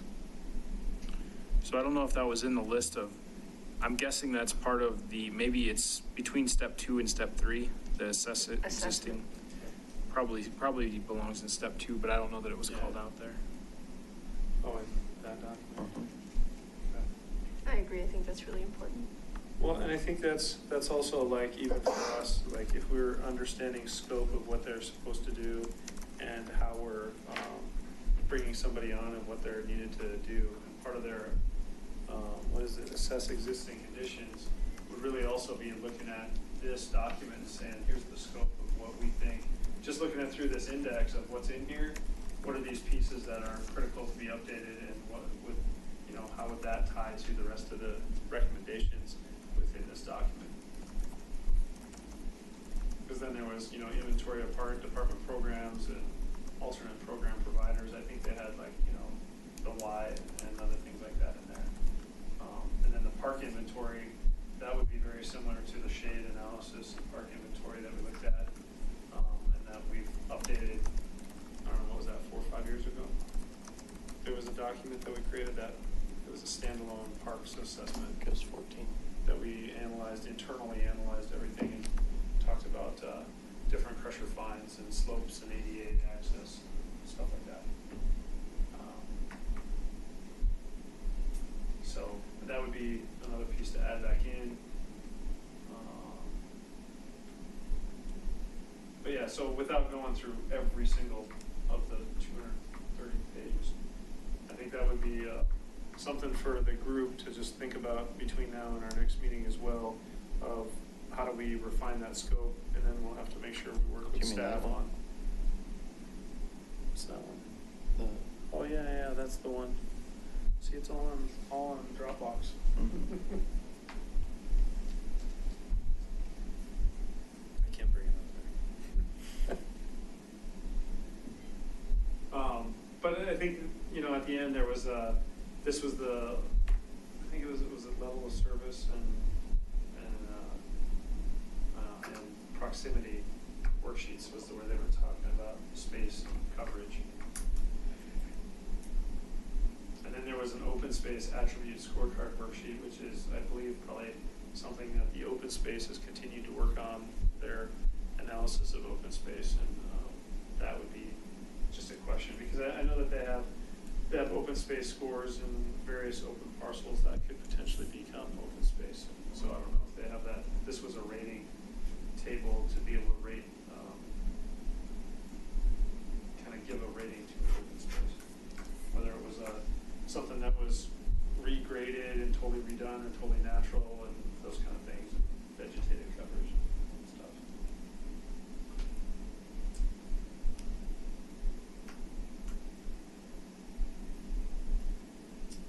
So anyway, there's lots of other information in here. I guess it is on Dropbox. We should all take a opportunity to look through it and just understand what's in it. And then at our next meeting, I think we should just verify what things we think should be updated within it. I know I did a first pass on it in my binders at home. But from previous years when Peter and I were trying to update it internally, and it was not working. Just couldn't get through it. There's a lot of information. I believe there's also an example of the previous scope that was a Word document. I remember there was something else. Was that on this one? This one, right? So this was her first, okay, thank you. Look at you. Everyone on the committee is supposed to have access to it. I just haven't looked at it. Okay, so, and actually, we do have a little time that we could go through this and make sure that we understand what the objectives are, and start working on that first bullet of awarding and writing the scope, and making sure that staff has some feedback on how we would like to move forward. But to start off, how many pages is this? 2, 3?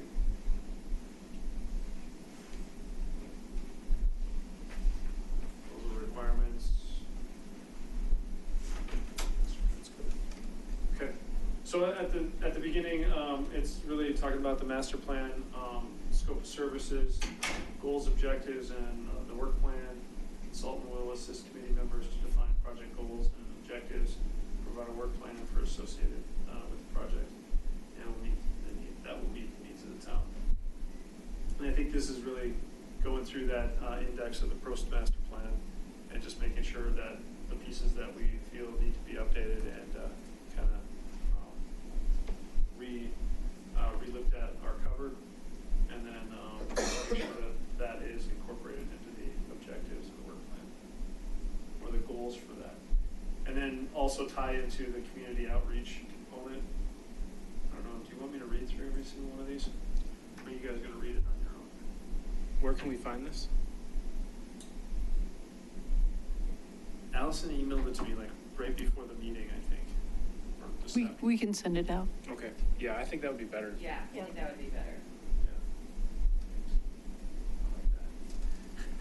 So my understanding is the PDF, was it a PDF document? This document right here. So Allison put these together, I don't know, within the last week or so. Did that get sent out to the group as well? I got it in an email like 3 to noon this afternoon, sometime right after lunch. Was it just you though, or all of us? It was probably just me and maybe Todd. Oh, okay. All right, because I've been having problems with it. Okay.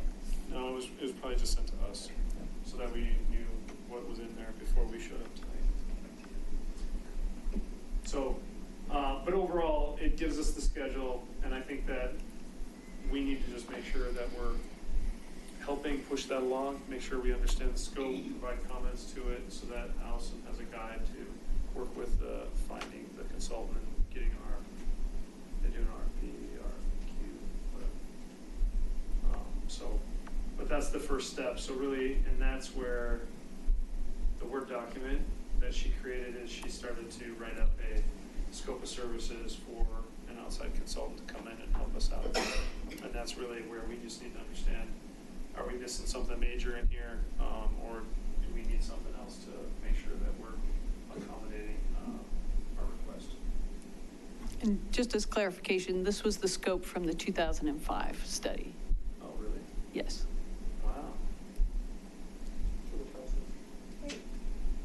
Where's the title? On the very top up there. So can we just review this and put it on our agenda for next time after we've had a chance to look at it? Anything else we need to talk about for this one now? I don't think so. I think the biggest thing would be just a schedule if we have any other,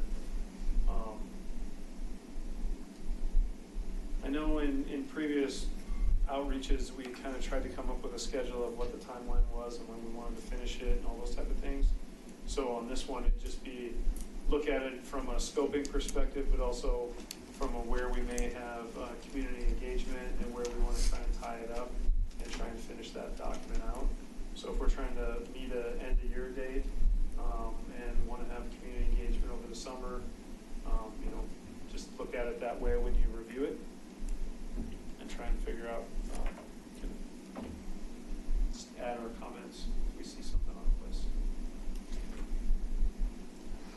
All right. When do we plan on going out to bid for this? Is there a date in mind? I mean, it says 6 to 8 weeks. I'm just curious if we have a date and Which means that we take up 4. Yeah, well, I'm just curious, if we review it next meeting, that's February, and then it goes to bid shortly thereafter. February, March, which means you had somebody on board doing in March. And then if it takes them 3 months, 2 to 3 months to do assessment. But essentially, any input that we want on that, we need to have at the next meeting. Yeah, I think what would be nice to have, I think the draft plan is great. It might be nice to try to line it up with, say, agenda items on specific meetings. So like, for instance, I think the February meeting, we need to approve the scope, right? So that we can actually get bids sent out. And then the March meeting, we probably have to approve bids. So like tying those dates, those high-level dates into meeting agenda items might be useful. But I think that we would finalize scope, and then it'd be up to staff to move forward and select and be able to move forward on that. Because I don't know if we are going to do the final selection. You know what I mean? Okay. Yeah, and I'm not saying necessarily that we would, but wherever we think we are going to need a checkpoint, we should probably have that plotted out. But that's where, just looking at it right now, next month, we should all have any input on scope, and if we feel that there's something missing or that we want something else, and then that way the staff can move forward with, from that scope understanding that we approve next month. And then they would go out and start doing the assessment and understanding of existing conditions, and at that time, we'd have to, in our other meetings in March, have to make sure we start lining up outreach and kind of what timelines, things like that. And we'd have to work with that consultant that they bring on what the outreach is and how they want to do it, how we would like to add input to it as well. Yeah, So it's working probably with really them. dependent on the consultant Right. when that outreach. Right. I would, But at least start to establish some of our timelines that we would like to see in there, that if we could get a couple outreaches in a certain kind of realm. I would also strongly recommend that we update whatever we want updated this and get it to Leslie or Allison prior to the meeting so they can compile it. So that way we can just review. Actually get it out to us beforehand. So that we can review it instead of trying to do it as a, well, hi, should we add this, should we add that? Let's see if we can. Get more information prior to. Yeah. So I would say, can we get all comments to this the week before the next meeting? At least a week before. Because Allison's gonna need at least a week to pull together, and if we wanna see it before the meeting, she'd need maybe 2 weeks. Any chance we could get somebody to send out a reminder email? Yeah. mean, I think if we could get it by the end of the month, beginning of February, that gives them enough time before the meeting. It gives us 15 days. And I'm afraid that I'm gonna have to leave you tonight. You know what happens when you leave? You get voted, nominated. Actually, I guess, okay. Actually, yeah. For anything? Do you want to skip ahead to do? Well, I was gonna say, do we wanna, before you leave, I would love to just have any conversation of, I'm gonna skip all the way to the bottom. And just, leadership election and chair and vice chair. And secretary really becomes, note taking, because we were trying to. So I asked because I'm curious in the committee, if there is interest on anyone to take on the chair, vice chair role, or what that may be for the next year. What's the current You're up setup? for it. Yeah. Current setup. Specifically looking at me, I had no plan to do that this next year. But maybe in another year when I can. That's why I wanted to actually bring it up while you're here. Yep. The only person we're missing is Ron. Ron's been in this for a few years, and I think Right. he's up. Term limited in June. He's up in June. Yeah. So, it's just, from an overall structure standpoint, the chair leads the meetings, creates the agendas, tries to keep the focus of the group and interact in the group. There is a handbook. I don't know if you received the handbook when you started. But there's a handbook on committee participation and what roles of the committees are and those type of things. So we can probably get you that if you haven't seen it. And then the vice chair is really the chair and vice chair. If there's board meetings or things like that that we're supposed to convey some PROSTAC information to, we try to attend those and represent the PROSTAC committee to the board. Vice chair and chair deal with just email communication, trying to align things up or answer questions. And then it's really guiding and supporting. And then Dan's been taking wonderful notes. So, and the note system changes every month, so we're working on it, we're refining it, it'll get there. So, but anyway, I just throwing it out there, I believe I'm term limited myself, and I'm done in June, right? So therefore, I'm willing to continue to be the chair for the next 6 months, and it's kind of the way I took it from Peter, that, I just tried to pay more attention in the 6 months leading up to me taking over the chair. But essentially, it's just a little more work with the setting up and just trying to think about what we want to talk about and guide the conversation. Other than that, it's showing up and participating. So, What is the term limit? Is it a bunch of years? 2 terms, 6 years. It depends. So like I get 8 years, I think, right? Because my first term wasn't a term because I took over 2 years for somebody who didn't finish their term. So even though I've been on for 5 years now, I'm technically in my first term. I think you and I both filled positions, so I think we're 6+. Overall, If we're gonna do it. there's a couple of us that won't be here in 6 months. And we're looking for some new, energetic, leaders to take charge and run with the torch. So the reason I ask is I think I would like more experience before I volunteer for leadership positions. I totally understand. I need to ask and see if there's interest, and otherwise I look to my right and say 6 months. Yeah, I understand. But on the other hand, it's also an election that we need to have, and so any nominations or recommendations for anyone to take that role. Otherwise, I'm willing to continue on for the 6 months, but we have to have a vice chair and someone that would be the backup for that chair in line, so that way when that time hits, you can roll them for anyone who may be hesitating, staff is awesome in terms of helping anyone know what they need to do. Yeah. So do we need a nomination to get you to continue for 6 months?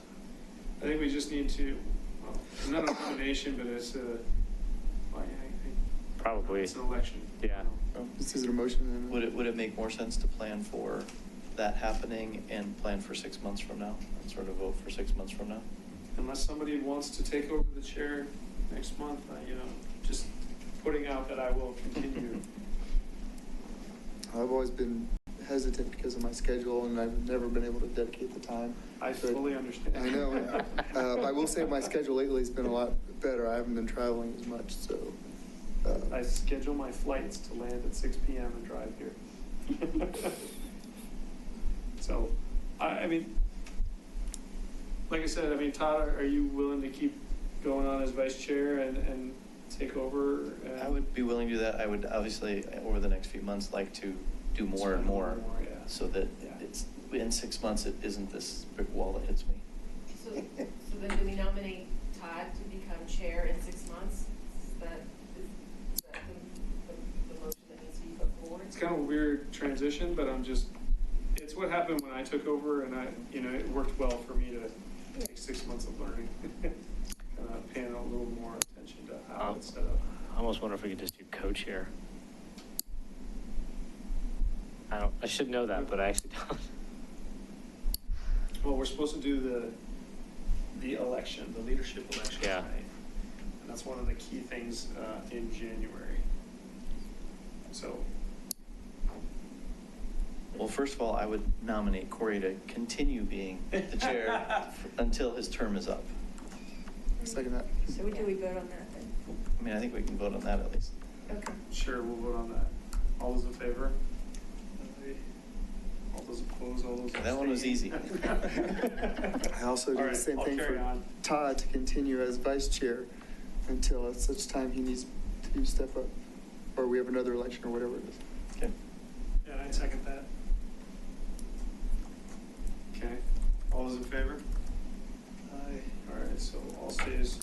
And then I nominate Corbin to be the next vice chair. Because I think that you have a lot of history and knowledge that you can support, and it's that secondary support line that you need as the vice chair. And I think that in the next few months, just, Yeah. start including you on the emails and things like that. Plus, if Todd's out of town or you're out of town, it's really that backup that you need.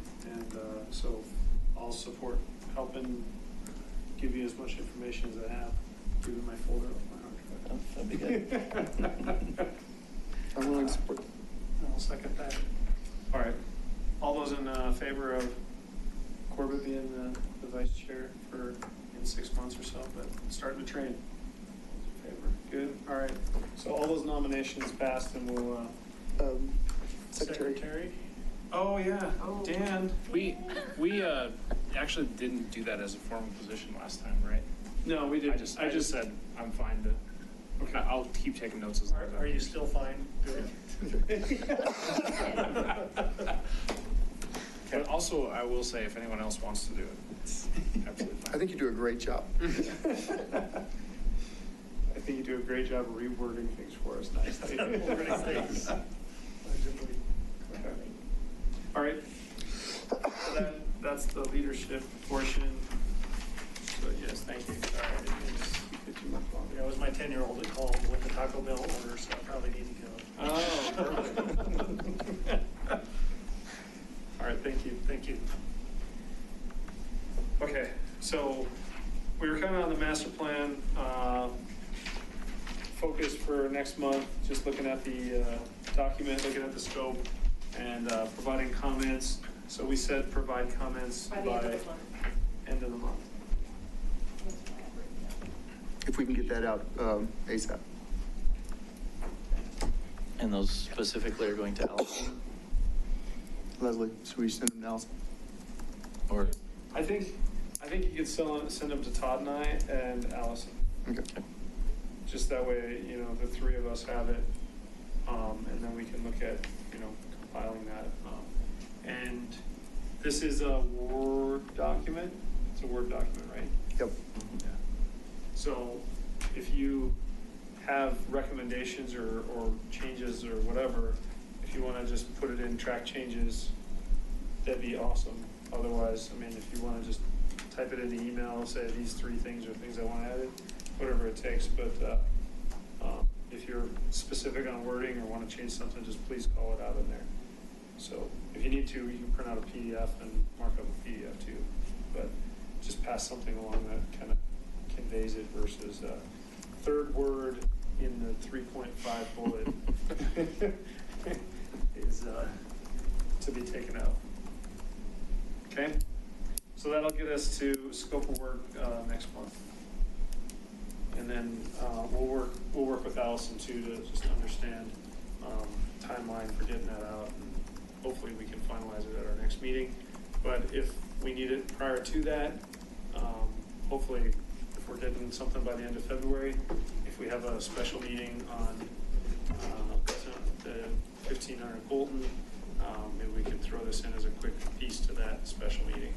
So, okay, so that'll push that along. Anything else on that? I think that'll get us there and we can go from that. Okay?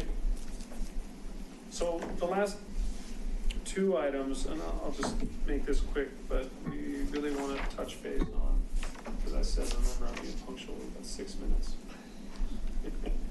So on the amenity spreadsheet, those of you who haven't done it, we put our name at the top. We just rank 1 through 3, 3 being high, 1 being low.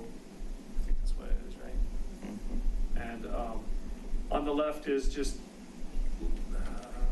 let me see if I can enable editing.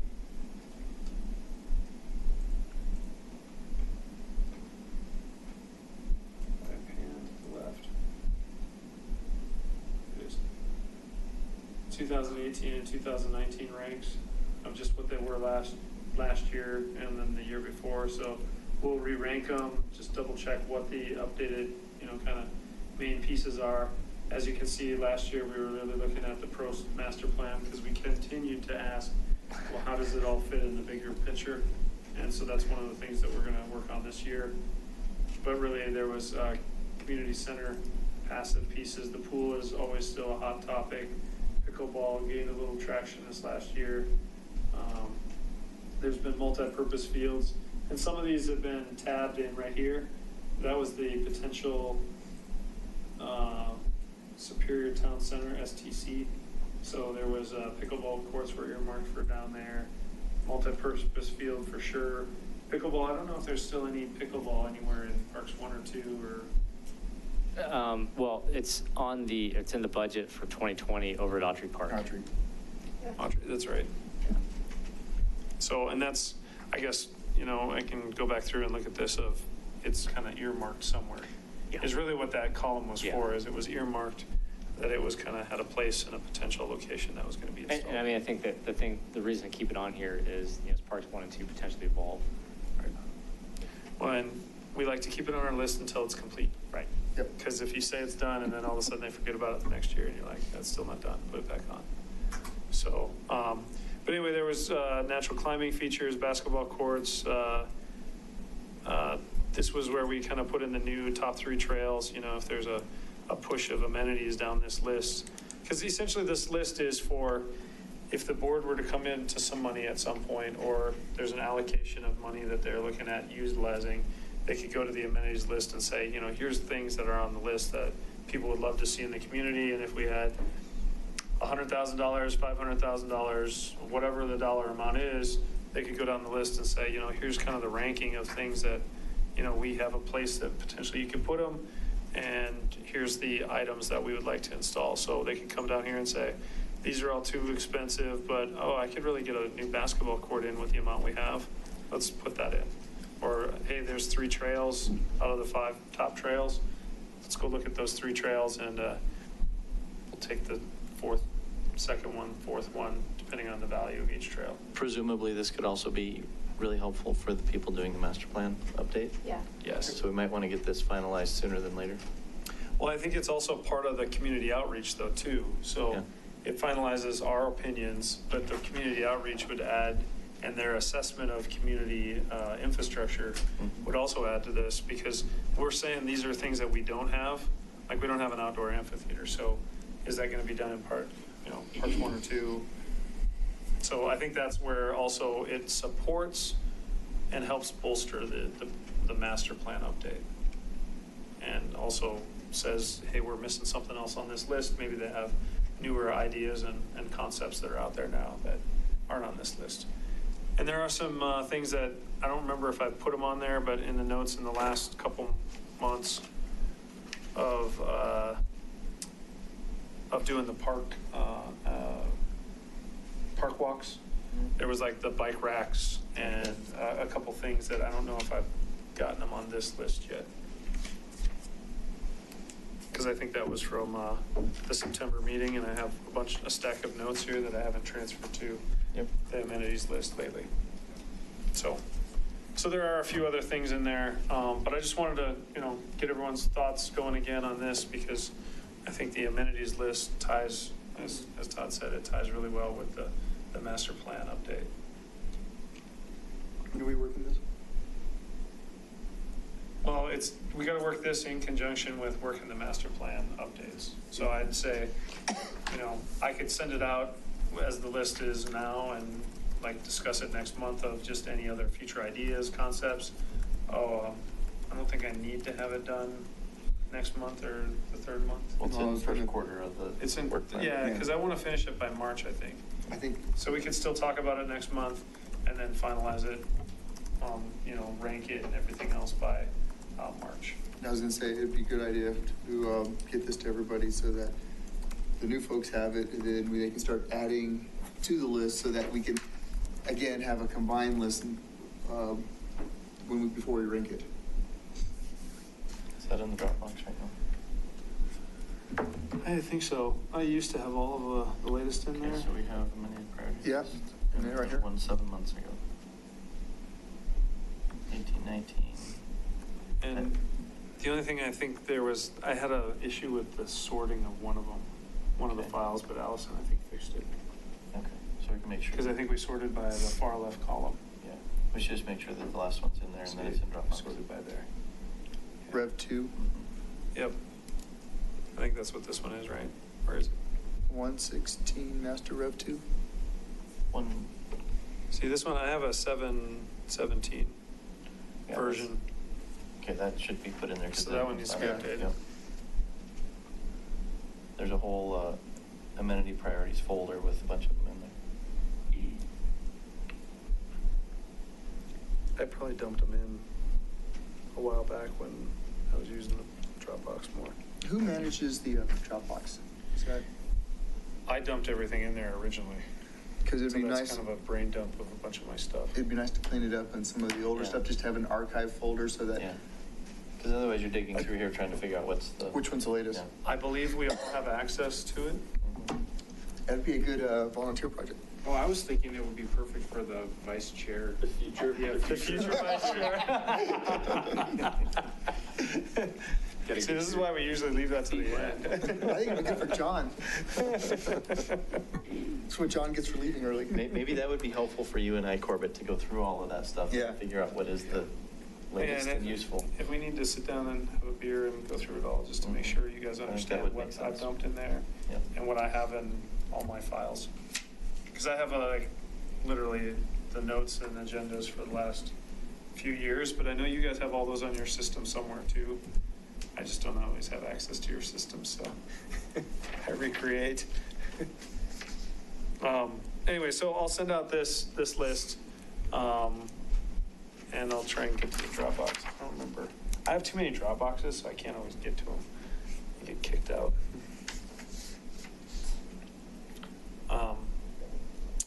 But anyway, yeah, come with ideas if you have any additional thoughts, and I'll try and go back through the log of the last couple meetings of the additional pieces that we said to put on the list. Sounds like a good task for this weekend. Okay, that one's. Okay, and then the last one was, is there anything else on amenities priority? I just wanted to start the discussion, not finalize it, but start the discussion. Anything else? Thoughts? Okay. Project teams, and that one's just a matter of, is there something that we want to work on this year or kind of start up again? I know we had like the bike group and some of that for a while. And so just curious if there was any other passion projects that we want to hit up. Do we do anything similar to the amenities priority list for programs or events? No. Kind of leave that to staff to determine, or? Well, I mean, I guess program-wise, we do a review of all the programs at the end of the year, and we kind of talk about, you know, how programs are doing from a standpoint of, you know, what's the utilization of the pool and, you know, some of the other rental facilities, some of the shade, the ball fields and turf and that kind of thing. So we get an update, but I guess we haven't been pushing that angle of what are the programs and how do we bolster the programs? Because that comes into a lot more interaction on staff and staff availability, and staff does provide a lot of great opportunities like the Nerf gun stuff, and we talked about various other opportunities. So I'm sure if we have passions that we want to see other programming, because I mean Allison's talked about like what was it, like a fishing day, or you know, kind of just other activities like a bike day, you know, things like that. Yeah, so maybe events more than programming, since it doesn't require as much staff and resources. And looking, you know, to OSAC has really established National Trails Day. As you know, they always have something at Colton Trailhead every year, and that's a recurring event that's been started through that group. So if there's a passion that we would like to do in this group, you know, we could apply that and start trying to, work with staff to find the time and location and put that out there, and they can do email blasts and get more participation. And that could be a recurring yearly thing that the committee would like to do. So we just haven't really focused on all that with all the other, indoor space, recreation, just, it's a matter of how much time we have and if there's opportunity. So As Autry Park gets filled out, I mean, that almost becomes, a pretty great area for something like that, between the new skate park, the future pickleball courts, the dog park, or even the we've talked a lot about the corridor that connects all the different parks. It's a really cool idea. So, and what we've done in the past is we've tried to, like a couple years ago, tried to showcase different bike areas in Superior, and we had a day of maintenance, and then we would do something out there. So we did it over at the BMX day of maintenance, and the next day we had the local bike shop have some instructors out there and show how to use it better. We did the same thing in Coyote Ridge, and we even showed people how to get access from here all the way into Louisville on the 36 Bikeway. So we try to do a lot of those type of events before. And also with Coyote Ridge, we did a lot of kind of maintenance days, trail maintenance days, where we had a lot of high school participation of kids looking for volunteer hours that would go out, and we provided them with shovels and stuff like that, and just cleaned up the trails a little bit. And had somebody kind of guide them doing that kind of stuff. So there's lots of opportunities. It's not a recurring right now. Right.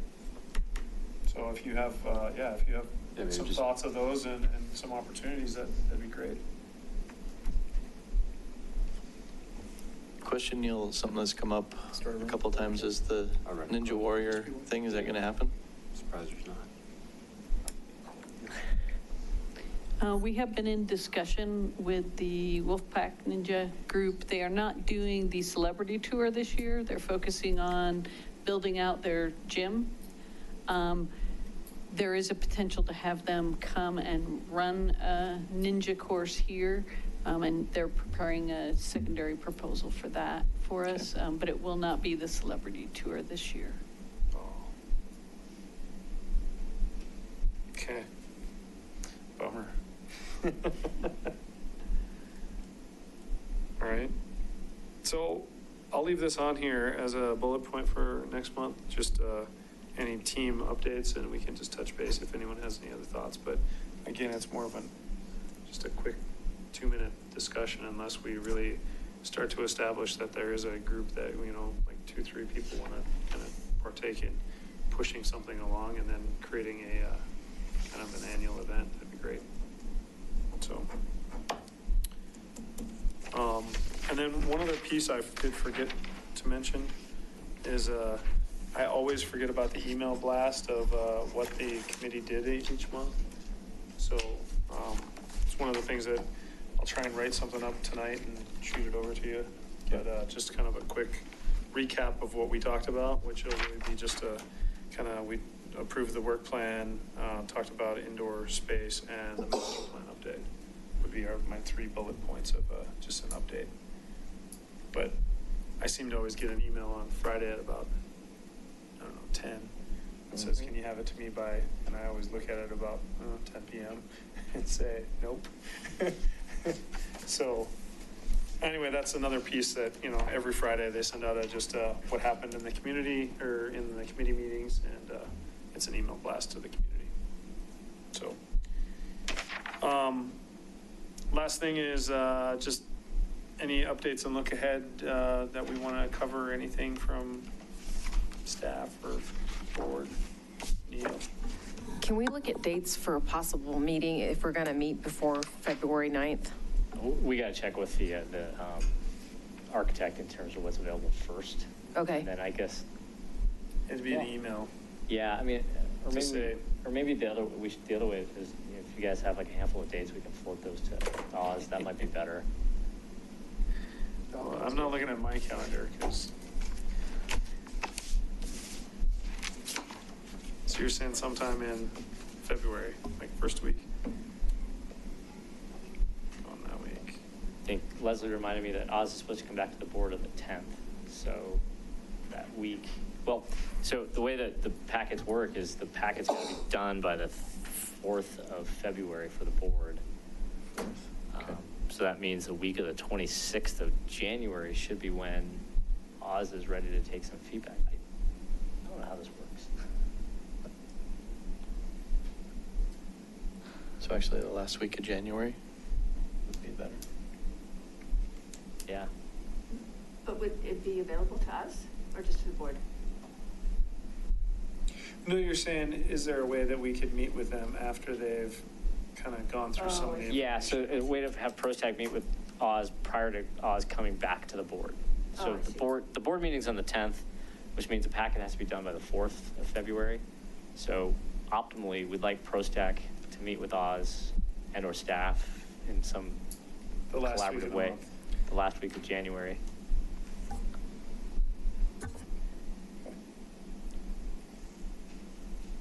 So how do we find out the dates that they have available so we can figure that out?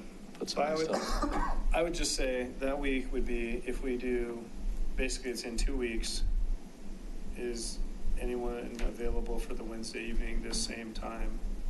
Or is that something that would have to be a noon type thing or a 8 a.m. thing, or, I just don't know time frame plus availability of us getting together. It seems like more of an evening thing for us to be able to get all together at the same time.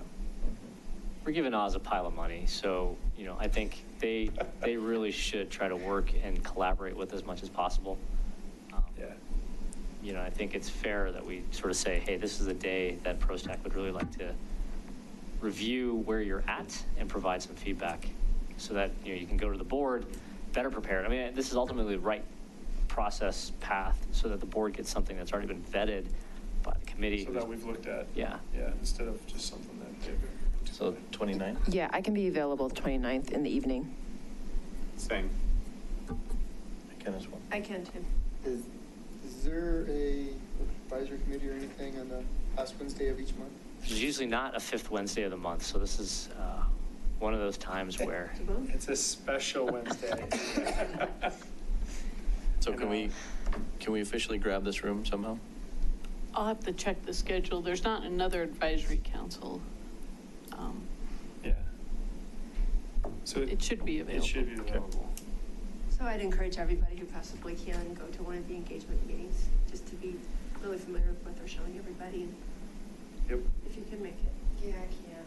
And there's also the survey. The survey is floating Yeah, around, yeah, and the people are, survey, yeah. people are having all sorts of Pictures and technical stuff. issues, but I've gone through it myself, and it's a different kind of survey than what the town has historically done, because you have to fill out your priorities 1 through 5, and you have to populate all of it, otherwise I won't let you go.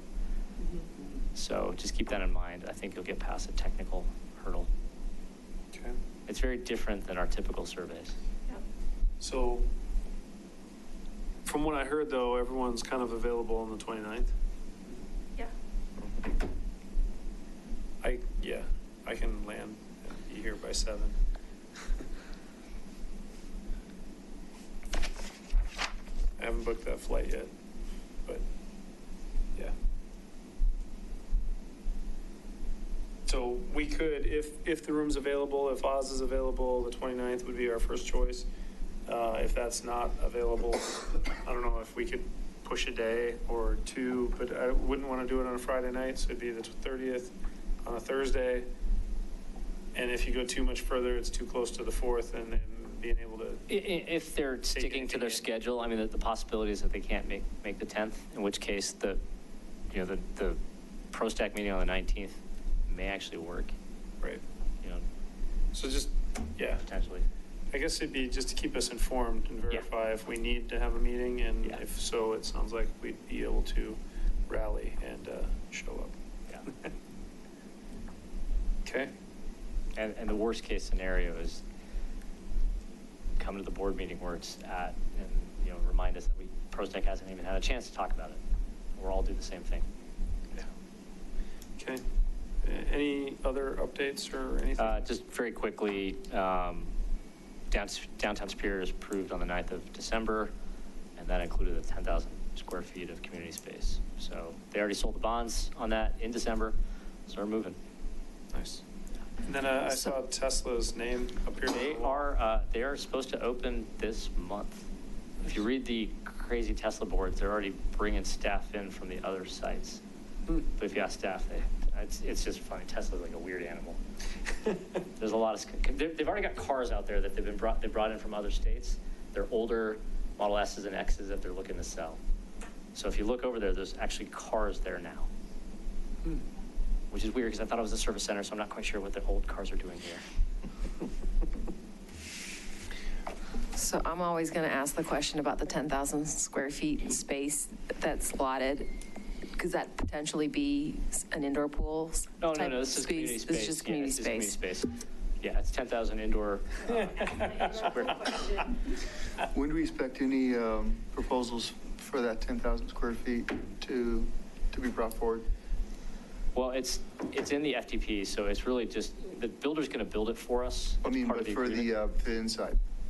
That is. The program of it. Yeah, the programming is not, like, it's going to have to be something that the community proposes in terms of what we want to do for now.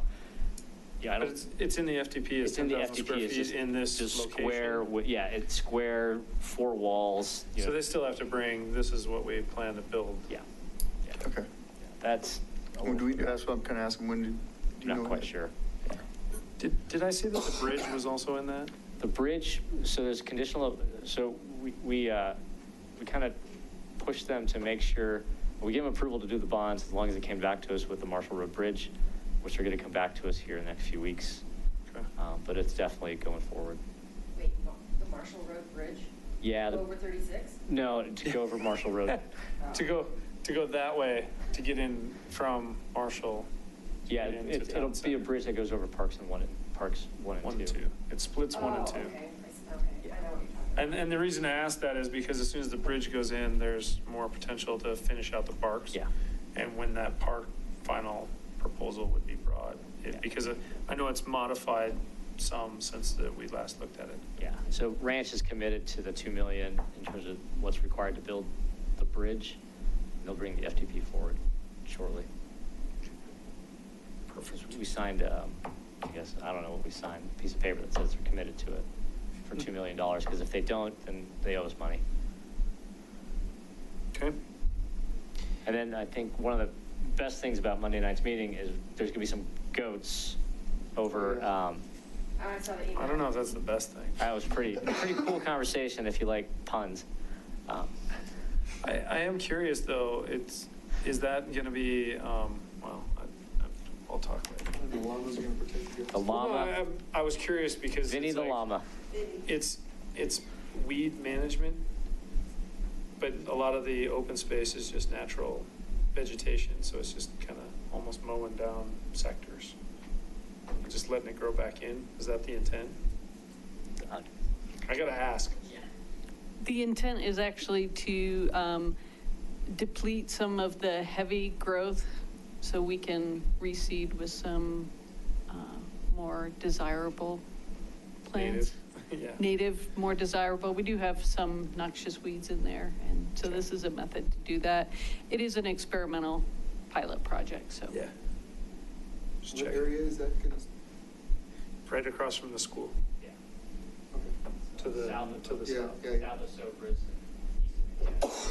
Yeah, right where they put in that new trail, well, a few years ago, the trail put in through there. There's a little crusher fine trail down to a bridge and then back up on the other side. It's in that area. Yeah. There was one put in each direction from the school. Anyway. All right. Meeting adjourned. Thank you all.